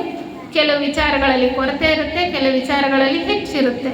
ನಮಗೆ ಚೆನ್ನಾಗಿ ಆಸ್ತಿ ಪಾಸ್ತಿ ದೇವರು ಕೊಟ್ಟಿರ್ಬೋದು, ಆದರೆ ಮನಸ್ಸಲ್ಲಿ ಚಿಂತೆ ಅಂತಕ್ಕಂಥದ್ದು ಕಾಡ್ತಾನೇ ಇರುತ್ತೆ ಕೆಲವರಿಗೆ, ಶ್ರೀಮಂತರಿಗೆ ಅಲ್ವಾ? ಹಾಗೆ ಕೆಲವರಿಗೆ ರೋಗಗಳಿಂದ ಅವರ ಜೀವನದಲ್ಲಿ ಚಿಂತೆ ಅಂತಕ್ಕಂಥದ್ದು ಕಾಡ್ತಾ ಇರುತ್ತೆ. ಒಂದು ವಿಚಾರದಲ್ಲಿ ಸುಖ ಇದ್ದರೆ ಇನ್ನೊಂದು ವಿಚಾರದಲ್ಲಿ ಕಷ್ಟ ಇರ್ತಕ್ಕಂಥದ್ದು. ಹೀಗೆ ಕೆಲವು ಕಡೆ ಕೊರತೆ ಇರುತ್ತೆ, ಕೆಲವು ಕಡೆ ನಮಗೆ ಸಾಕಷ್ಟು ಸಮೃದ್ಧಿ ಇದೆ ಅನ್ನುವಂತಹ ಭಾವ ಬರುತ್ತೆ. ಇದು ಎಲ್ಲವೂ ಯಾವುದೂ ಕೂಡ ಅಚ್ಚರಿ ಅಲ್ಲ. ಏಕೆಂದರೆ 3 ರೀತಿಯ ಶಕ್ತಿಗಳ ಕೆಲಸ ಮಾಡ್ತಾ ಇದೆ ನಮ್ಮ ಬಾಳಿನ ಮೇಲೆ. ಹಾಗಿರುವಾಗ ಈ ಎಲ್ಲವೂ ಕೂಡ ಇರ್ತಕ್ಕಂಥದ್ದು ಸಹಜ. ನಾವು ಹೇಗಿರಬೇಕು? ಅವರು ಹೇಳ್ತಾರೆ, ಬರಲಿ ಬರುವುದು ಸರಿಯುವುದೆಲ್ಲ ಸರಿಯಲಿ, ಬಂದಿದ್ದೆಲ್ಲ ಬರಲಿ, ಏನಾಗಬೇಕೋ ಅದೆಲ್ಲ ಆಗಲಿ, ಪರಿವೆ ಏನಿಲ್ಲೆಲ್ಲವೋ ಮಂಕುತಿಮ್ಮ. ಬದುಕಿನಲ್ಲಿ ಏರಿಳಿತ ಅಂತಕ್ಕಂಥದ್ದು ಸಹಜ. ಎಲ್ರಿಗೂ ಯಾವಾಗಲೂ ಸ್ಮೂತಾಗಿ ಹೋಗೋದಿಲ್ಲ ಜೀವನ. ಎಲ್ಲವೂ ಚೆನ್ನಾಗಿ ಅವ್ರಿಗೆ ಇಷ್ಟ ಬಂದಂಗೆ ಸುಖವಾಗಿ ನಡ್ಕೊಂಡು ಹೋಗುವಂಥದ್ದಲ್ಲ ಜೀವನ. ಇಲ್ಲಿ ಅನೇಕ ಪಾಠಗಳನ್ನು ಕಲಿಬೇಕಾಗಿದೆ, ನಮ್ಮ ಪ್ರಜ್ಞೆ ವಿಕಾಸ ಆಗಬೇಕಾಗಿದೆ, ನಮ್ಮ ಕೆಲಸಗಳ ಫಲವನ್ನು ಕೂಡ ನಾವು ಉಣ್ಣಬೇಕಾಗಿದೆ. ಹೀಗಿರುವಾಗ ಎಲ್ಲವೂ ಕೂಡ ಸಲೀಸಾಗಿ ನಡ್ಕೊಂಡು ಹೋಗುತ್ತೆ ಅಂತ ಅಂದ್ಕೊಳ್ಳೋದು ಸಾಧ್ಯ ಇಲ್ಲ ಅನ್ನುವಂಥದ್ದನ್ನು ಈ ಕಗ್ಗದಲ್ಲಿ ಅವರು ವ್ಯಕ್ತಪಡಿಸ್ತಾ ಹೋಗ್ತಾರೆ. ಮತ್ತೊಂದು ಕಗ್ಗದಲ್ಲಿ ಏನು ಹೇಳ್ತಾರೆ ನೋಡೋಣ. ಪ್ರಾರಬ್ಧ ಕರ್ಮಮು ದೈವಿಕದ ಲೀಲೆಯು ತೋರುವುದದೃಷ್ಟ ವಿಧಿಯೆಂಬ ಪೆಸರುಗಳಿಂ, ಆರು ಅಳೆವವರಿಲ್ಲ ಅವುಗಳ ಆವೇಗಗಳ ಪೌರುಷವು ನವಸತ್ವ ಮಂಕುತಿಮ್ಮ ಅಂತ ಹೇಳ್ತಾರೆ. ಅಂದರೆ ಪ್ರಾರಬ್ಧ ಕರ್ಮವು ದೈವಿಕದ ಲೀಲೆಯು ತೋರುವುದದೃಷ್ಟ ವಿಧಿ ಎಂಬ ಪೆಸರುಗಳಿಂ. ಪ್ರಾರಬ್ಧ ಕರ್ಮ ಅದು ಕೆಲಸ ಮಾಡ್ತಾ ಇರುತ್ತೆ. ಸಂಚಿತ ಕರ್ಮದ ಒಂದು ಭಾಗ, ಪ್ರಸ್ತುತ ಜನ್ಮದಲ್ಲಿ ನಾವು ಅನುಭವಿಸಬೇಕಾಗಿರ್ತಕ್ಕಂಥ ಹಿಂದಿನ ಕರ್ಮಗಳ ಫಲ ಅಲ್ವಾ. ಮತ್ತು ದೈವಿಕದ ಲೀಲೆ, ದೈವದ ಲೀಲೆ. ಈ ಒಂದು ಸೃಷ್ಟಿಯಲ್ಲಿ ಪರಮಾತ್ಮನ ಈ ಸೃಷ್ಟಿಯಲ್ಲಿ ಮನುಷ್ಯ ಮುಂದುವರೆದು ವಿಕಾಸದ ಹಾದಿಯಲ್ಲಿ ಹೋಗಬೇಕಾದ್ರೆ ಎದುರಾಗ್ತಕ್ಕಂತಹ ಅನೇಕ ಅನುಭವಗಳನ್ನು ಪಡ್ಕೊಳ್ಬೇಕಾದ್ರೆ ಎದುರಾಗ್ತಕ್ಕಂಥ ಅನೇಕ ಸಮಸ್ಯೆಗಳು, ಸನ್ನಿವೇಶಗಳು, ಇವೆರಡನ್ನೂ ಸೇರಿಸಿ ಅದೃಷ್ಟವೆಂಬ ವಿಧಿ ಅಂತ ಅನ್ನೋ ಹೆಸರಲ್ಲಿ ಕರೆದು ಬಿಡ್ತಾರೆ. ಆರು ಅಳೆವವರಿಲ್ಲ ಅವುಗಳ ಆವೇಗಗಳ ಪೌರುಷವು ನವಸತ್ವ ಮಂಕುತಿಮ್ಮ. ಮತ್ತೆ ಈ ಮೂರು ವಿಚಾರಗಳ ಬಗ್ಗೆ ಇಲ್ಲಿ ಪ್ರಸ್ತಾಪ ಮಾಡ್ತಾರೆ ಈ ಕಗ್ಗದಲ್ಲಿ. ಯಾವುದು? ಪುರುಷ ವಿವೇಕ, ಮತ್ತು ಪ್ರಾರಬ್ಧ ಕರ್ಮ, ಮತ್ತು ದೈವದ ಲೀಲೆ. ಮೂರು ವಿಚಾರಗಳನ್ನು ಮತ್ತೆ ಇಲ್ಲಿ ನಮಗೆ ಪ್ರಸ್ತಾಪ ಮಾಡ್ತಾ ಇದ್ದಾರೆ. ಅಂದರೆ ಮನುಷ್ಯನ ಜೀವನದಲ್ಲಿ ಎಷ್ಟೋ ಸುಖ ದುಃಖಗಳು, ಕಷ್ಟ ನಷ್ಟಗಳು, ವಿಯೋಗ ಸುಯೋಗಗಳು ಎಲ್ಲವನ್ನು ಅನುಭವಿಸ್ತಾ ಇರ್ತೀವಲ್ಲ, ಎಲ್ಲವೂ ಕೂಡ ನಮ್ಮ ಪ್ರಾರಬ್ಧವೇ ಅಥವಾ ವಿಧಿನೇ, ನಮ್ಮ ಹಣೆ ಬರಹನೇ ಅಂತ ಅಂದ್ಕೊಂಡ್ಬಿಡೋಕ್ಕಾಗತ್ತಾ? ಎಲ್ಲವೂ ನಮ್ಮ ಹಣೆ ಬರ, ದೇವ್ರಿಗೇನೋ ಹಣೆ ಬರ ಕಳಿಸ್ಬಿಟ್ಟಿದ್ದಾನೆ, ನಾವು ಅನುಭವಿಸ್ಬೇಕಾಗಿದೆ, ಅನುಭವಿಸ್ತಾ ಇದ್ದೀವಿ ಅಂತ ಅಷ್ಟೇ ಅಂದ್ಕೊಳಕ್ಕಾಗಲ್ಲ. ಇದು ಬರೀ ಪೂರ್ವ ನಿರ್ಧಾರಿತ ಅಥವಾ ದೈವಿ ನಿಯಮವೂ ಅಷ್ಟೇ ಅಲ್ಲ, ನಮ್ಮ ಕರ್ಮಗಳ ಪ್ರತಿಫಲ ಅಷ್ಟೇ ಅಲ್ಲ, ಅಥವಾ ದೈವಿ ನಿಯಮ ಏನು ಕೆಲಸ ಮಾಡ್ತಾ ಇದೆಯಲ್ಲ ಅವೆರಡರುಗಳ ಪರಿಣಾಮ ಅಷ್ಟೇ ಅಲ್ಲ. ಇನ್ನೊಂದು ವಿಚಾರವನ್ನು ಭಾಳ ಮುಖ್ಯವಾಗಿ ಇಲ್ಲಿ ನಮಗೆ ಹೇಳ್ತಾರೆ. ಯಾವುದಪ್ಪ ಅದು ಅಂತಂದರೆ ನರಸತ್ವ. ಅಂದರೆ ಪೌರುಷವು ನರಸತ್ವ ಅಂತ ಹೇಳ್ತಾರೆ. ಪುರುಷ ಪ್ರಯತ್ನ ಅದೇ ನಮ್ಮ ಕೈಯಲ್ಲಿರೋದು. ದೈವಿ ಲೀಲೆ ಹೇಗಿದೆ, ಅದು ಹೇಗೆ ಕೆಲಸ ಮಾಡ್ತಾ ಇದೆ, ಅದರ ಪ್ರಭಾವ ಏನು ನಮ್ಮ ಜೀವನದ ಮೇಲೆ ಅಂತಕ್ಕಂಥದ್ರ ಮೇಲೆ ನಮ್ಮ ಹತೋಟಿ ಇದೆಯಾ? ಇಲ್ಲ. ಈಗಾಗಲೇ ಆಗ ಹೋಗಿರೋದು, ನಾವು ಎಂದೋ ಹಿಂದೆ ಮಾಡಿರ್ತಕ್ಕಂಥ ಕರ್ಮಗಳ ಫಲವನ್ನು ಅನುಭವಿಸೋದಿದೆಯಲ್ಲ, ಅದನ್ನು ನಾವು ಬದಲಾಯಿಸೋಕ್ಕಾಗತ್ತಾ? ಆದಷ್ಟು ಆಗೋದಿಲ್ಲ. ಅಂದರೆ ಅವೆರಡೇ ಕೆಲಸ ಮಾಡ್ತಾ ಇದೆಯಾ? ಇಲ್ಲ ಇಲ್ಲ. ಅದಕ್ಕಿಂತ ಮುಖ್ಯವಾಗಿರ್ತಕ್ಕಂಥ ವಿಚಾರ ಇದೆಯಪ್ಪ, ಅದರ ಕಡೆ ನೀನು ಗಮನ ಕೊಡಬೇಕು. ಅದು ನರಸತ್ವ. ನರಸತ್ವ ಅಂದರೆ ಪುರುಷ ವಿವೇಕ. ಈಗ ನೀನೇನು ಮಾಡ್ತಾ ಇದೀಯಾ? ನಿನಗೆ ವಿವೇಚನೆ ಇಲ್ದಲೆ, ವಿವೇಕ ಇಲ್ದಲೆ ಎಷ್ಟೋ ಜನ್ಮಗಳಿಗೆ ಏನೇನೋ ಕೆಲಸ ಮಾಡಿರ್ಬೋದು. ಈಗ ಎಷ್ಟೋ ಜನ್ಮಗಳ ನಂತರ ಪಡ್ಕೊಂಡಂತಹ ಅನುಭವಗಳ ಹಿನ್ನೆಲೆಯಲ್ಲಿ, ಪಡ್ಕೊಂಡಂತಹ ಜ್ಞಾನದ ಒಂದು ಹಿನ್ನೆಲೆಯಲ್ಲಿ ನಿನಗೆ ಯಾವ ಒಂದು ವಿಚಾರ ಶಕ್ತಿ, ವಿವೇಚನೆ ಅಂತಕ್ಕಂಥದ್ದು ಮೂಡಿದೆಯಲ್ಲ, ಈಗ ಅದರ ಒಂದು ಬೆಳಕಿನಲ್ಲಿ ಜೀವನ ಮಾಡ್ತಕ್ಕಂತಹ ಒಂದು ಶಕ್ತಿ, ಸ್ವಾತಂತ್ರ್ಯ ನಿನಗಿದೆಯಾ ಇಲ್ವಾ? ಖಂಡಿತ ಇದೆ. ಅದು ಬಹಳ ಮುಖ್ಯ ಅಂತ ಹೇಳ್ತಾರೆ ಇಲ್ಲಿ ಡಿ ವಿ ಗುಂಡಪ್ಪನವರು. ಅದಕ್ಕೆ ಹೇಳ್ತಾರೆ ಅದು ಬಹಳ ಮುಖ್ಯವಾಗಿರ್ತಕ್ಕಂಥದ್ದು. ಎಷ್ಟೆಲ್ಲ ನಮ್ಮಲ್ಲಿ ಹಳೆಯ ವಾಸನಗಳು ಆವರಿಸ್ಕೊಂಡಿದ್ರು ಕೂಡ ಈ ಪುರುಷ ವಿವೇಕ ಅಂತಕ್ಕಂಥದ್ದು ಇದೆಯಲ್ಲ, ಅದು ಇಂದಿನದು ಹೊಸದು ಅಂತ ಹೇಳ್ತಾರೆ. ಅನೇಕ ಅನುಭವಗಳ ಸಂಗ್ರಹ ಅಥವಾ ಅನೇಕ ಆಸೆ ಆಮಿಷಗಳು, ವ್ಯಾಮೋಹಗಳಿಗೆ ಒಳಗಾಗಿ ನಮ್ಮಲ್ಲಿ ಬೆಳೆಸ್ಕೊಂಡಿರ್ತಕ್ಕಂಥ ಸ್ವಭಾವಗಳು, ವಾಸನೆಗಳು ನಮ್ಮ ಮನಸ್ಸಿನಲ್ಲಿ ತುಂಬಿಕೊಂಡಿದ್ದೇವಲ್ಲ, ಅದು ಒಂದು ಕಡೆ ಇದ್ದರೆ, ಈ ಒಂದು ನರಸತ್ವ ಅಂದರೆ ಪುರುಷ ಪ್ರಯತ್ನ ಅಂತಕ್ಕಂಥ ಸ್ವಾತಂತ್ರ್ಯ ಇದೆಯಲ್ಲ, ಅದು ಬಹಳ ಮುಖ್ಯ. ನೀನು ಹೇಗೆ ಈ ದಿನ ಕೆಲಸ ಮಾಡ್ತೀಯೋ ಅದು ನಿನ್ನ ಮುಂದಿನ ಹಣೆ ಬರಹವನ್ನು ಬರೆಯುತ್ತೆ ಅನ್ನುವಂಥ ವಿಚಾರದಲ್ಲಿ ಬಹಳ ಮುಖ್ಯವಾಗಿ ನಾವು ಗಮನಿಸಬೇಕಾಗಿರೋದು ಅಂತ ಇಲ್ಲಿ ಹೇಳ್ತಾ ಹೋಗ್ತಾರೆ. ಕೆಲವು ಉದಾಹರಣೆಗಳನ್ನು ನಾವು ಗಮನಿಸೋದಾದರೆ ನೋಡಿ, ಇಲ್ಲಿ ಆತ ಹಿಂದಿನ ಜನ್ಮದ ಒಂದು ಕರ್ಮ ಫಲದಿಂದ ಒಬ್ಬ ವ್ಯಕ್ತಿ ತುಂಬ ಕಡುಬಡವನಾಗಿ ಹುಟ್ಟಿರ್ಬೋದು, ತುಂಬ ಕಡುಬಡವನಾಗಿ ಹುಟ್ಟಿರ್ತಾನೆ. ಆದರೆ ನಾನು ಬಡವ ಬಿಡಪ್ಪ, ನಾನು ಹಣೆ ಬರ ಇಷ್ಟೇ, ನನ್ನ ದೇವರು ಹೀಗೆ ಯಾವುದೋ ಒಂದು ಶಿಕ್ಷೆ ಕೊಟ್ಟು ಕಳಿಸ್ಬಿಟ್ಟಿದ್ದಾನೆ, ನನ್ನ ಜೀವನ ಇಷ್ಟೇ ಅಂತ ಕೂತಿದ್ರೆ ಅವನು ಹಾಗೇ ಇರ್ತಾನೆ. ಯಾವ ರೀತಿಯಲ್ಲೂ ಬೆಳವಣಿಗೆ ಹೊಂದೋದಕ್ಕೆ ಸಾಧ್ಯ ಇಲ್ಲ. ಇಲ್ಲ, ನಾನು ಕಷ್ಟಪಟ್ಟು ದುಡಿಬೇಕು, ಕಷ್ಟಪಟ್ಟು ಕೆಲಸ ಮಾಡಬೇಕು, ನಾನು ಪ್ರಾಮಾಣಿಕವಾಗಿ ಬದುಕಬೇಕು ಅನ್ನುವಂತಹ ಒಂದು ನಿರ್ಧಾರದಿಂದ ಆಗ ಯಾವಾಗ ಕೆಲಸ ಮಾಡ್ತಾನೋ ಆತ ಖಂಡಿತವಾಗ್ಲೂ ಆತನ ಸ್ಥಿತಿಯನ್ನು ಸುಧಾರಿಸ್ಕೊಳ್ಳೋದಕ್ಕೆ ಸಾಧ್ಯ ಇದೆಯೋ ಇಲ್ವಾ?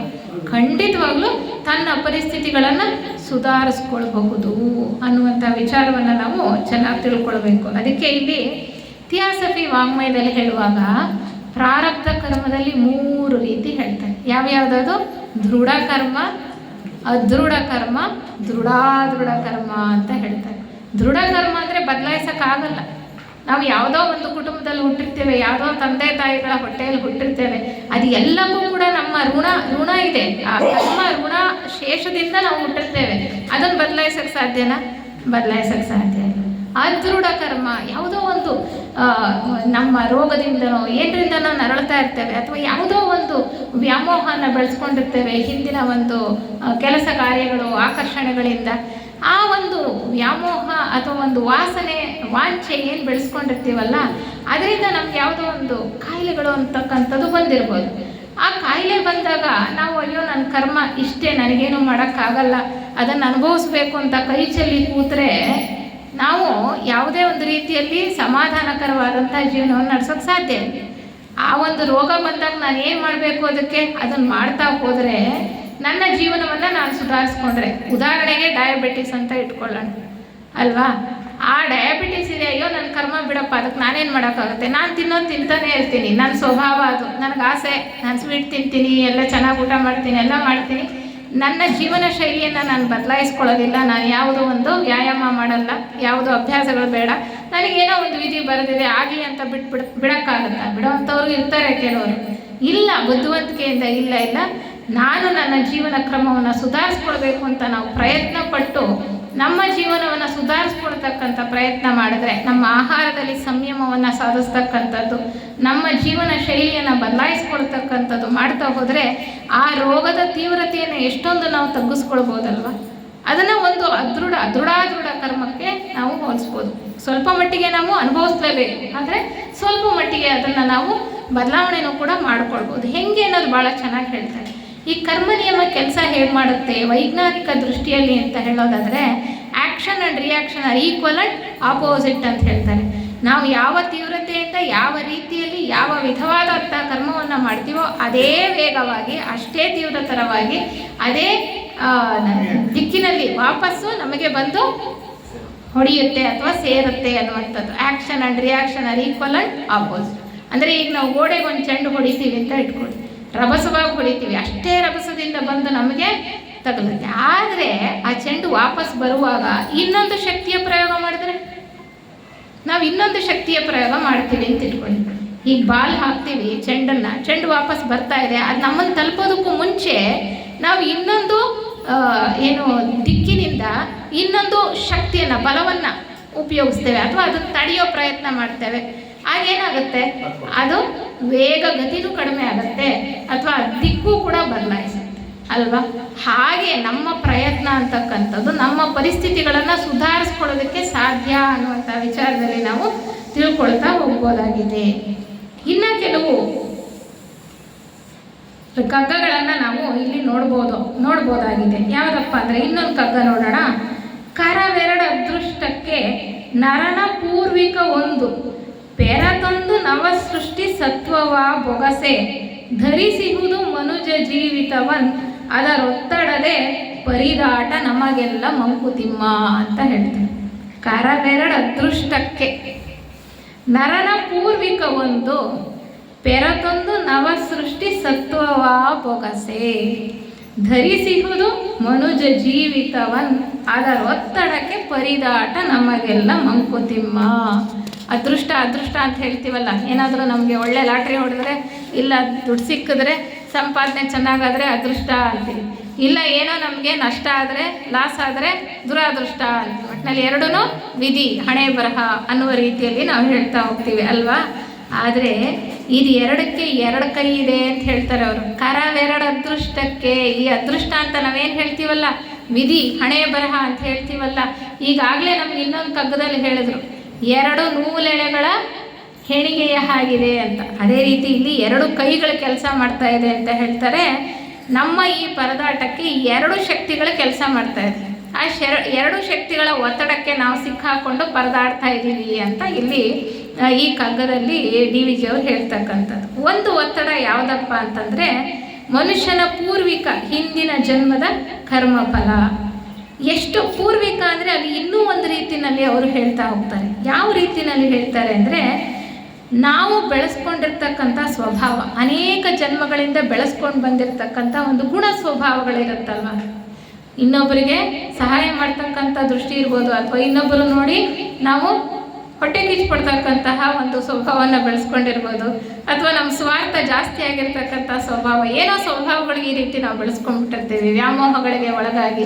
ಆ ವಾಸನೆಗಳು, ಆ ಸ್ವಭಾವಗಳು ನಮ್ಮಲ್ಲಿ ಸುಪ್ತವಾಗಿರ್ತವೆ, ಮನಸ್ಸಿನಲ್ಲಿ ಯಾವಾಗಲೂ ಕೂಡ ಬೇರು ಬಿಟ್ಟಿರ್ತವೆ ಅಲ್ವಾ. ಅವೆಲ್ಲ ಪೂರ್ವಿಕ. ಅದೊಂದು ಕಡೆ ಶಕ್ತಿ, ಅದರದ್ದು ಒಂದು ಶಕ್ತಿ, ಅದು ಕೆಲಸ ಮಾಡ್ತಾ ಇರುತ್ತೆ ಈಗಿನ ಪರಿಸ್ಥಿತಿಗೆ.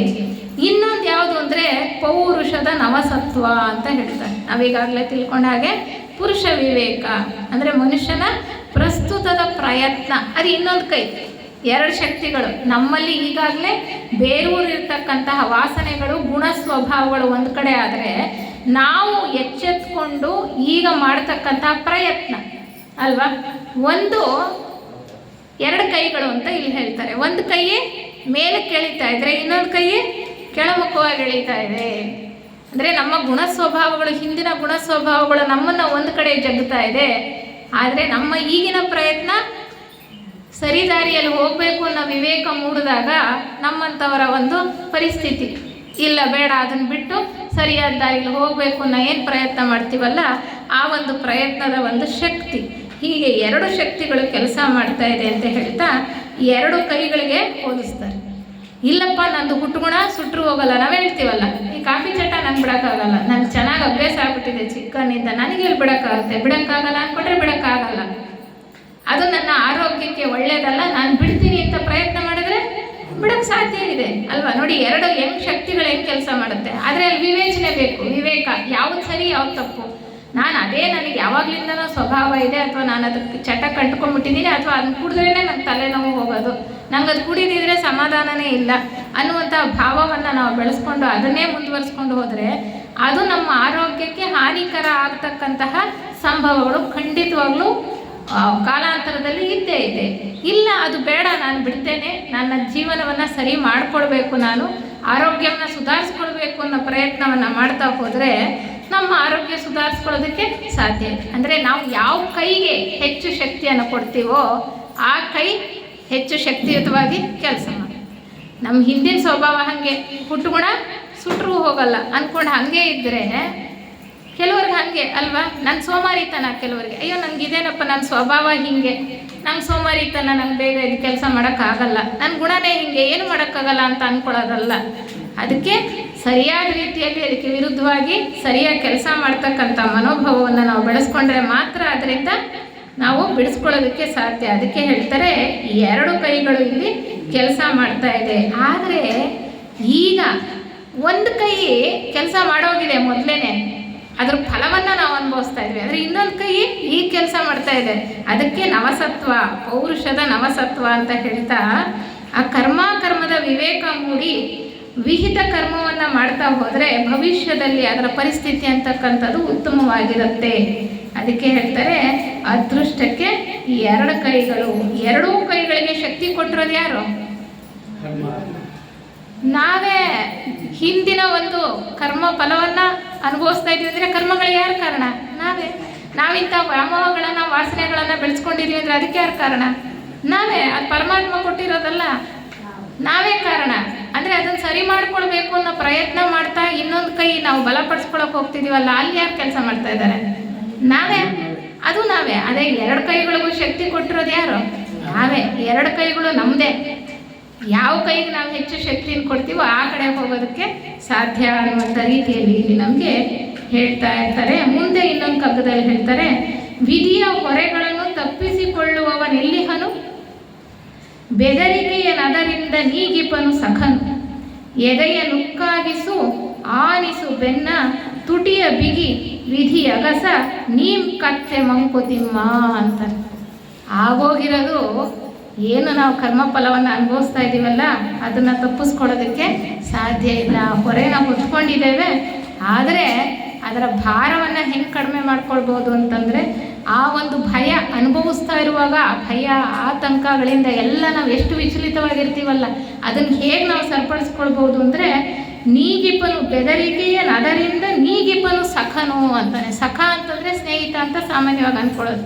ಯಾರೋ ಬುದ್ಧಿವಂತ, ವಿವೇಕಯುತವಾದಂತಹ ಒಬ್ಬ ವ್ಯಕ್ತಿ, ಸ್ನೇಹಿತನಿಂದ ನಮ್ಗೆ ಎಷ್ಟೋ ಸರಿ ಎಷ್ಟೋ ಬುದ್ಧಿವಾದದ ಒಂದು ವಿಚಾರಗಳು ತಿಳಿತಾ ಹೋಗುತ್ತೆ. ಅದಕ್ಕಿಂತ ಹೆಚ್ಚಾಗಿ ಇಲ್ಲಿ ಸಖ ಅನ್ನೋ ಅರ್ಥವನ್ನು ನಾವು ಜ್ಞಾನಕ್ಕೆ ಬಳಸ್ಕೊಳ್ಬೋದು. ಜ್ಞಾನದ ನಾವು ಒಂದು ಸ್ನೇಹವನ್ನು ಮಾಡಿದ್ರೆ, ಜ್ಞಾನದ ಸ್ನೇಹವನ್ನು ಮಾಡಿದ್ರೆ ಅಜ್ಞಾನದ ಬೆಳಕಿನಿಂದ ನಾವು ನಮ್ಮ ಜೀವನವನ್ನು ಸುಧಾರಿಸ್ಕೊಳ್ಬಹುದು ಅಂತ. ಹಾಗೆ ಸತ್ಸಂಗನೂ ಅಷ್ಟೇ, ಸತ್ಸಂಗದ ಒಂದು ಬಲದಿಂದ ನಾವು ನಮ್ಮ ಜೀವನದ ಕ್ರಮವನ್ನು ಖಂಡಿತವಾಗ್ಲೂ ಬದಲಾಯಿಸ್ಕೊಳ್ಬೋದು. ವಿಧಿಯ ಹೊರೆಗಳನ್ನು ತಪ್ಪಿಸ್ಕೊಳ್ಳೋದಕ್ಕೆ ಸಾಧ್ಯ ಇಲ್ಲ. ಅದನ್ನು ಬೆನ್ನು ಬಾಗಿಸಿ ತುಟಿ ಬಿಗಿದು ಕತ್ತೆ ಥರ ಹೊರೆಯನ್ನು ಹೊರಲೇಬೇಕು. ಆದರೆ ಅದನ್ನು ಭಾರವನ್ನು, ಆ ಒಂದು ಹೆದರಿಕೆಯನ್ನು ಸ್ವಲ್ಪ ಮಟ್ಟಿಗೆ ಕಡಿಮೆ ಮಾಡ್ಕೊಳ್ಳೋದಕ್ಕೆ ನಮಗೆ ಜ್ಞಾನದ ಬೆಳಕು ಅಂತಕ್ಕಂಥದ್ದು ಬೇಕಾಗುತ್ತೆ ಅನ್ನುವಂಥ ವಿಚಾರವನ್ನು ನಮಗೆ ಹೇಳ್ತಾ ಹೋಗ್ತಾರೆ. ಹಾಗೆ ಇಲ್ಲಿ ಇನ್ನಷ್ಟು ಕಗ್ಗಗಳಿದೆ, ಭಾಳ ಸೊಗಸಾಗಿದೆ, ಭಾಳ ಸುಲಭವಾಗೂ ಇದೆ. ಒಂದು ಸಾರಿ ನಮಗೆ ಮೂಲಭೂತವಾಗಿ ವಿಚಾರಗಳು ತಿಳಿದಾದ್ಮೇಲೆ ಮುಂದಿನ ಕಗ್ಗಗಳನ್ನು ಸಲೀಸಾಗಿ ನಾವು ಅರ್ಥ ಮಾಡ್ಕೊಳ್ತಾ ಹೋಗ್ಬೋದಾಗಿದೆ. ಇನ್ನೊಂದು ಕಗ್ಗದಲ್ಲಿ ಹೇಳ್ತಾರೆ, ಹಳೆಯ ಮಲೆ ಹಳೆಯ ನೆಲವಾದೊಡೆಯು ಮೊರತೆ ಮಳೆ.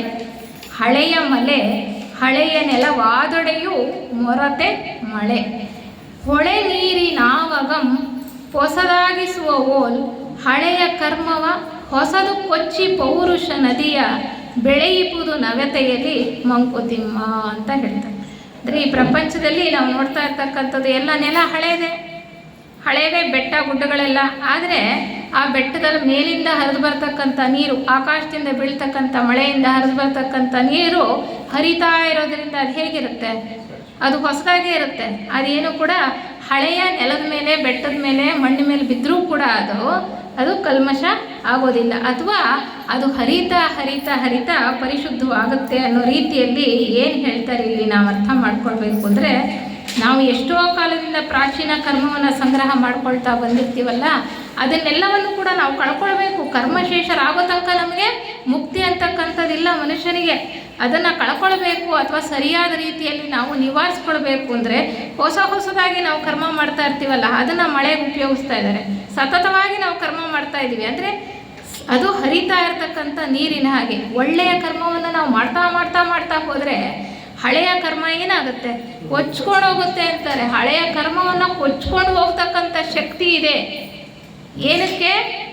ಮಳೆಗೆ, ಹರಿತಾ ಇರ್ತಕ್ಕಂತಹ ನೀರಿಗೆ. ಅಂದರೆ ನಾವು ಪ್ರಸ್ತುತ ಮಾಡ್ತಾ ಇರ್ತಕ್ಕಂತಹ ಒಳ್ಳೆಯ ಕಾರ್ಯಗಳಿಗೆ, ಕೆಲಸ ಕಾರ್ಯಗಳಿಗೆ ಹಳೆಯ ಕರ್ಮದ ಫಲವನ್ನೂ ಕೂಡ ಕೊಚ್ಕೊಂಡು ಹೋಗ್ತಕ್ಕಂಥ ಶಕ್ತಿ ಇದೆ. ಆದ್ದರಿಂದ ನೀನು ಒಳ್ಳೆಯ ಕೆಲಸಗಳನ್ನು ಮಾಡ್ತಾ ಹೋಗು ಅಂತ ಹೇಳ್ತಕ್ಕಂಥದ್ದು. ಆ ಒಂದು ವಿಚಾರವಾದ ಮೇಲೆ ಇನ್ನೊಂದು ಕಗ್ಗದಲ್ಲಿ ಹೇಳ್ತಾರೆ, ಉಣುವುದುಡುವುದು ಪಡುವುದು ಆಡುವುದು ಮಾಡುವುದು ಋಣಗಳೆಲ್ಲವೂ ಪೂರ್ವ ಸಂಚಿತಾಂಶಗಳು.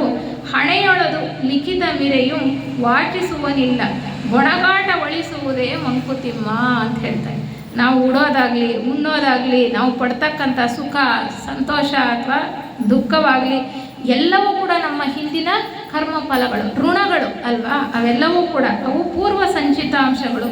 ಅವೆಲ್ಲವೂ ಕೂಡ ನಮ್ಮ ಹಣೆಯಲ್ಲಿ ಬರೆದಿದೆ ಅಂತ ನಮಗೆ ಸರಿಯಾಗಿ ಅರ್ಥವಾದರೆ, ಅದನ್ನು ನಾವು ಅರ್ಥೈಸ್ಕೊಂಡ್ರೆ ಆ ಕರ್ಮ ಫಲವನ್ನು ಅನುಭವಿಸುವಾಗ ನಾವು ಹೆಂಗೆ ಅನುಭವಿಸ್ತೀವಿ ಅಲ್ವಾ? ಗೊಣಗಾಟ ಇಲ್ದಲೇ ಅನುಭವಿಸ್ತೀವಿ, ಇನ್ನೊಬ್ಬರನ್ನ ಬೈದಲೇ ಅನುಭವಿಸ್ತೀವಿ, ಇನ್ನೊಬ್ಬರನ್ನ ದೂರದಲ್ಲೇ ಅನುಭವಿಸ್ತೀವಿ. ಆ ಥರ ಅನುಭವಿಸೋದ್ರಿಂದ ಹಳೆಯ ಕರ್ಮವನ್ನು ನಾವು ಕಳ್ಕೊಳ್ತಾ ಇದ್ದೀವಿ, ಹೊಸದಾಗಿ ಕರ್ಮವನ್ನು ಸೃಷ್ಟಿ ಮಾಡ್ಕೊಳ್ತಾ ಇರಲ್ಲ. ನಾವು ಯಾವಾಗ ಗೊಣಗಾಡ್ತೀವೋ, ಇನ್ನೊಬ್ಬರನ್ನ ಬೈಕೊಂಡು ನಾವು ಕರ್ಮವನ್ನು ಅನುಭವಿಸ್ತೀವೋ, ಆಗ ಹೊಸ ಕರ್ಮವನ್ನು ನಾವು ಸೃಷ್ಟಿಸ್ಕೊಳ್ತಾ ಇರ್ತೀವಿ ಅನ್ನೋದನ್ನ ಇಲ್ಲಿ ಹೇಳ್ತಾ, ಗೊಣಗಾಟ ಒಳಿಸುವುದೇ, ಗೊಣಗಾಟ ಬೇಡ ಅಂತ ಹೇಳ್ತಾರೆ. ಎಲ್ಲ ನಮ್ಮ ಕರ್ಮ ಫಲಗಳೇ. ಇಂದು ಮದುವೆಯ ಹಬ್ಬ, ನಾಳೆ ವೈಕುಂಠ ತಿಥಿ. ಇಂದು ಮೃಷ್ಟಾನ್ನ ಸುಖ, ನಾಳೆ ಭಿಕ್ಷಾನ್ನ. ಇಂದು ಬರೀ ಉಪವಾಸ, ನಾಳೆ ಪಾರಣೆ ಇಂಟು. ಸಂದಿರುವುದನ್ನ ಋಣ ಮಂಕುತಿಮ್ಮ. ಎಲ್ಲವೂ ಕೂಡ ನಮ್ಮ ಋಣ ಶೇಷಗಳೇ, ಎಲ್ಲವೂ ಕೂಡ ನಮ್ಮ ಕರ್ಮ ಫಲಗಳೇ ಅಲ್ವಾ? ಒಂದಿನ ನಾನು ಚೆನ್ನಾಗಿರ್ಬೋದು, ಇನ್ನೊಂದು ದಿನ ಕಷ್ಟವನ್ನು ಅನುಭವಿಸ್ಬೋದು. ಎರಡೂ ಕೂಡ ನಮ್ಮ ಕರ್ಮ ಫಲಗಳೇ ಅನ್ನೋದನ್ನು ಹೇಳ್ತಾ ಮುಂದೆ ಇನ್ನೊಂದು ಕಗ್ಗದಲ್ಲಿ ಹೇಳ್ತಾರೆ, ಋಣದ ಜಾಲವನಂತ ಕರ್ಮ ಚಕ್ರವನಂತ ಜನುಮದ ಕಥೆಯ ತಂತುಗಳನಂತ ಅನವರತ ನೂತನವಿದೆನಿಪ ವಿಶ್ವದ ತಂತ್ರ ಬಿನದ ಪರ ಬೊಮ್ಮಂಗೆ ಮಂಕುತಿಮ್ಮ ಅಂತ. ಋಣದ ಜಾಲವನಂತ, ಎಷ್ಟು ಪುಣ್ಯ, ಎಷ್ಟು ಕಾಲದಿಂದ ಮಾಡ್ಕೊಂಡು ಬಂದಿದ್ದೀವೋ ಜನ್ಮಾಂತರಗಳಿಂದ. ಅನಂತ ಕರ್ಮಚಕ್ರವನಂತ, ಹಾಗೆ ನಮ್ಮ ಕರ್ಮಚಕ್ರ ಅಂತಕ್ಕಂಥದ್ದು ಅನಂತ, ನಮಗೆ ಗೊತ್ತಿಲ್ಲ ಎಷ್ಟಿದೆಯೋ. ಜನ್ಮ ಜನ್ಮದ ಕಥೆಯ ತಂತುಗಳ ಅನಂತ, ಜನ್ಮ ಜನ್ಮಕ್ಕೂ ಹೊಸ ಹೊಸ ಕಥೆ, ಹೊಸ ಹೊಸ ಜೀವನ. ಅದು ಎಷ್ಟಿದೆಯೋ ಗೊತ್ತಿಲ್ಲ ನಮಗೆ. ಅನವರತ ನೂತನವಿದೆನಿಪ ವಿಶ್ವದ ತಂತ್ರ ಬಿನದ ಪರ ಬೊಮ್ಮಂಗೆ ಮಂಕುತಿಮ್ಮ ಅಂತಾರೆ. ಅನವರತವೂ ಕೂಡ ನಮಗೆ ಹೊಸ ಹೊಸದಾಗೆ ಕಾಣ್ತಾ ಇರುತ್ತೆ. ಪರಮಾತ್ಮ ಈ ಸೃಷ್ಟಿ ಲೀಲೆ ನೋಡಿ ಹೇಗಿದೆ. ಹಿಂದಿದ್ದು ನೆನಪಿಟ್ಕೊಂಡು ನಾವು ಬದುಕೋಕ್ಕಾಗಲ್ಲ ಅಲ್ವಾ? ಅಷ್ಟೆಲ್ಲ ನೆನಪಿದ್ರೆ ಇವಾಗಿನ ಈ ಜನ್ಮದ ನೆನಪೇ ನಮಗೆ ಎಷ್ಟೋ ಕಾಡುತ್ತೆ. ನೆನಪುಗಳನ್ನು ಸಹಿಸ್ಕೊಳ್ಳೋದು ಕೆಲವು ಸಾರಿ ಕಷ್ಟ ಆಗುತ್ತೆ. ಅಂಥದ್ದು ಹಿಂದಿನ ಜನ್ಮಗಳ ನೆನಪೆಲ್ಲ ಇದೆ ಅಂದರೆ ನಾವು ಬದುಕಿರೋದಕ್ಕೆ ಸಾಧ್ಯ ಇಲ್ಲ. ನಮಗೆ ಪ್ರತಿಯೊಂದು ಜನ್ಮವೂ ಕೂಡ ನಮಗೆ ನೂತನ ಅಂತ ಅನ್ನಿಸ್ತಾನೆ ಇರುತ್ತೆ. ಪರಮಾತ್ಮನ ಆ ಒಂದು ಆಟ, ವಿಶ್ವದ ತಂತ್ರ ಎಷ್ಟು ಚೆನ್ನಾಗಿ ಆ ವಿನೋದವನ್ನು ನೋಡ್ತಾ ಇದ್ದಾನೆ ಪರಮಾತ್ಮ ಅನ್ನೋ ರೀತಿಯಲ್ಲಿ ಆ ಒಂದು ಕಗ್ಗವನ್ನು ಹೇಳ್ತಾ ಕೊನೆಯದು ಒಂದು ಕಗ್ಗವನ್ನು ಹೇಳಿ ನಾನು ನನ್ನ ಮಾತುಗಳನ್ನು ಮುಗಿಸ್ತೇನೆ. ಕೊನೆ ಒಂದು ಕಗ್ಗ ಯಾವುದಪ್ಪ ಅಂದರೆ ಬಹಳ ಮುಖ್ಯವಾಗಿರ್ತಕ್ಕಂಥ ಕಗ್ಗ. ಹೌದಪ್ಪ, ಎಷ್ಟೊಂದು ಶಕ್ತಿಗಳು ಕೆಲಸ ಮಾಡ್ತಾ ಇದೆ ನನ್ನ ಜನ್ಮದ ಅಥವಾ ಈ ಒಂದು ಜನ್ಮದ ಪರಿಸ್ಥಿತಿಯ ಮೇಲೆ, ನನ್ನ ಒಂದು ಬಾಳಿನಲ್ಲಿ ಎಷ್ಟು ಶಕ್ತಿಗಳು ಕೆಲಸ ಮಾಡ್ತಾ ಇದೆ. ದೈವಿ ಯೋಜನೆ ಒಂದು ಕಡೆ, ನನ್ನ ಹಿಂದಿನ ಕರ್ಮದ ಫಲಗಳು ಒಂದು ಕಡೆ, ಮತ್ತು ನಾನು ಈಗ ನಡೀತಾ ಇರ್ತಕ್ಕಂತಹ ನಡೆ ನುಡಿ ಒಂದು ಕಡೆ, ನನ್ನ ಪ್ರಯತ್ನ ವಿವೇಕಯುತವಾಗಿ ನಾನು ಮಾಡ್ತಾ ಇರ್ತಕ್ಕಂಥ ಪ್ರಯತ್ನ ಒಂದು ಕಡೆ, ಹೀಗಿದೆ, ಹೀಗೆಲ್ಲವೂ ಇದೆ. ಎಷ್ಟೊಂದು ನಾವು ಅಂದ್ಕೊಳ್ಳೋ ಹಾಗೆ ನಮ್ಮ ಪೂರ್ವಾರ್ಜಿತ ಕರ್ಮ ಅಥವಾ ದೈವಿ ಯೋಜನೆ ಅಂತಲೇ ನಾವು ಸಾಮಾನ್ಯವಾಗಿ ಅಂದುಕೊಳ್ತಕ್ಕಂಥದ್ದು ಅಲ್ವಾ? ಹಾಗಿರುವಾಗ ನಮ್ಮ ಕರ್ತವ್ಯ ಏನು, ನಾವು ಹೇಗಿರಬೇಕು, ನಮ್ಮ ಕರ್ತವ್ಯ ಪ್ರಸ್ತುತ ಏನು ಅನ್ನೋದು ಒಂದು ಕಗ್ಗದಲ್ಲಿ ಭಾಳ ಚೆನ್ನಾಗಿ ಹೇಳ್ತಾರೆ. ಏನು ಹೇಳ್ತಾರೆ ಅಂದರೆ, ದೇವಾಂಶ ಪಶ್ವಂಶಗಳ ಗಂಟು ಮಾನುಷತೆ ಧೀ ವಿಮರ್ಶೆಯಿನ್ ಒಂದ ಸತ್ಕರಿಸಿ ಬಲಿಸಿ ಭಾವ ಪರಿಶೋಧನೆಯಿನ್ ಇನ್ನೊಂದು ದಂಡಿಪುದೆ ಜೀವ ಪ್ರಕರ್ಷಗತಿ ಮಂಕುತಿಮ್ಮ ಅಂತ ಹೇಳ್ತಾರೆ. ಮನುಷ್ಯ ಯಾವುದರ ಗಂಟು? ಮನುಷ್ಯನಲ್ಲಿ ಪಶುವಿನ ಅಂಶನೂ ಇದೆ, ದೈವಾಂಶನೂ ಇದೆ. ಥಿಯಾಸಫಿ ಭಾಳ ಚೆನ್ನಾಗಿ ಹೇಳುತ್ತೆ ಇದನ್ನು ಅಲ್ವಾ? ಸಮೂಹಾತ್ಮದಲ್ಲಿ ವಿಕಾಸ ಆಗ್ತಾ ಇದ್ದಕ್ಕಂತಹ ಒಂದು ಜೀವ ಆ ವ್ಯಕ್ತ್ಯಾತ್ಮನಾಗಿ ಮುಂದೆ ಮನುಷ್ಯನಾಗಿ ಆತ ವಿಕಾಸದಲ್ಲಿ ಮುಂದುವರೆದು ಹೋದಾಗ ಆ ಹಿಂದಿನ ಜನ್ಮಗಳಲ್ಲಿ ಆ ಪಶುವಿನ ಅಂಶ ಏನಿತ್ತು ಅದೆಲ್ಲವೂ ಕೂಡ ನಮ್ಮ ಕಾರಣ ಶರೀರವಾಗಿ ಸೃಷ್ಟಿಯಾಗಿ ಅಲ್ಲಿ ಶೇಖರಣೆ ಆಗಿರುತ್ತೆ. ಆ ಪಶುವಿನ ಅಂಶ ಇದೆ ನಮ್ಮಲ್ಲಿ, ಪ್ರಾಣಿ ಅಂಶ, ಪ್ರಾಣಿ ಜನ್ಮ ಸ್ವಭಾವಗಳಿದ್ದಾವೆ, ಅವು ನಮ್ಮನ್ನು ಕೆಳಗಡೆ ಎಳೀತಾ ಇರ್ತವೆ. ಆದರೆ ಆ ಶರೀರದಲ್ಲಿ ಬಂದು ಅಂತಸ್ಥನಾಗಿರ್ತಕ್ಕಂಥವನು ಯಾರು? ಶಿವಶಕ್ತಿ, ಪರಮಾತ್ಮನ 3 ಶಕ್ತಿಗಳಲ್ಲಿ ಒಂದು ಶಕ್ತಿ ಕೊನೆಯಲ್ಲಿ ಬಂದು ಈ ಜೀವನಲ್ಲಿ ಸೇರ್ಕೊಳ್ತಕ್ಕಂಥದ್ದು. ಯಾವುದು? ಆತ್ಮನಾಗಿ ಬಂದು ಸೇರ್ತಾನಲ್ಲ. ಈ ಕಾರಣ ಶರೀರ ಸೃಷ್ಟಿಯಾದ ನಂತರ ಪ್ರಾಣಿಗಳಿಂದ ಸಮೂಹಾತ್ಮದಿಂದ ವ್ಯಕ್ತೀಕರಣಗೊಂಡು ವ್ಯಕ್ತ್ಯಾತ್ಮನಾಗಿ ಮನುಷ್ಯನ ರಚನೆ ಆದಾಗ ಈ ಕಾರಣ ಶರೀರದಲ್ಲಿ ಬಂದು ಅಂತಸ್ಥನಾಗ್ತಕ್ಕಂಥದ್ದು ಆ ಶಿವನ ಒಂದು ಶಕ್ತಿ, ಆತ್ಮನಾಗಿ ಬಂದು ಸೇರ್ತಾನೆ. ಅದನ್ನೇ ನಾವು ದೈವಿ ಗುಣ ಅಂತ ಕರೀತಾ ಇರೋದು. ಇಲ್ಲಿ ನೋಡಿ ಅವ್ರು ಎಷ್ಟು ಚೆನ್ನಾಗಿ ಹೇಳ್ತಾರೆ, ದೇವಾಂಶ ಅಂತಕ್ಕಂಥದ್ದು ಇದೆ ನಮ್ಮೊಳಗೆ, ಪಶುವಂಶ ಇದೇ ನಮ್ಮ ಕಾರಣ ಶರೀರ ಹೇಗೆ ಸೃಷ್ಟಿಯಾಗಿದೆ, ಆ ಸಮೂಹಾತ್ಮದಿಂದ ಸೃಷ್ಟಿಯಾಗಿರ್ತಕ್ಕಂಥದ್ದು, ಆ ಪ್ರಾಣಿಜನ್ಯ ಸ್ವಭಾವ ಇನ್ನೂ ಇರ್ತಕ್ಕಂಥದ್ದು ನಮ್ಮ ದೇಹದಲ್ಲಿ. ಧೀ ವಿಮರ್ಶೆ ಒಂದ ಸತ್ಕರಿಸಿ ಬಲಿಸಿ. ಧೀ ವಿಮರ್ಶೆ ಅಂದರೆ ಬುದ್ಧಿಶಕ್ತಿ, ವಿವೇಕ ಶಕ್ತಿಯಿಂದ ನೀನು ಒಂದನ್ನು ನೀನು ಸತ್ಕರಿಸು, ಅಂದರೆ ಒಂದರ ಶಕ್ತಿಯನ್ನು ಹೆಚ್ಚು ಮಾಡು, ದೈವಾಂಶವನ್ನು ನಾನು ಹೆಚ್ಚು ಮಾಡಿಕೊಳ್ಬೇಕು ಅಂತಕ್ಕಂತಹ ಒಂದು ರೀತಿಯಲ್ಲಿ ನೀನು ಬಾಳ್ವೆಯನ್ನು ಮಾಡು. ಭಾವ ಪರಿಶೋಧನೆಯಿಂದ ಇನ್ನೊಂದು ದಂಡಿಪುದೆ ಜೀವ ಪ್ರಕರ್ಷಗತಿ ಮಂಕುತಿಮ್ಮ. ಯಾವುದನ್ನು ಪೋಷಣೆ ಮಾಡಬೇಕು ನಾವು? ಪಶುವಂಶನ ದೇವಾಂಶನ?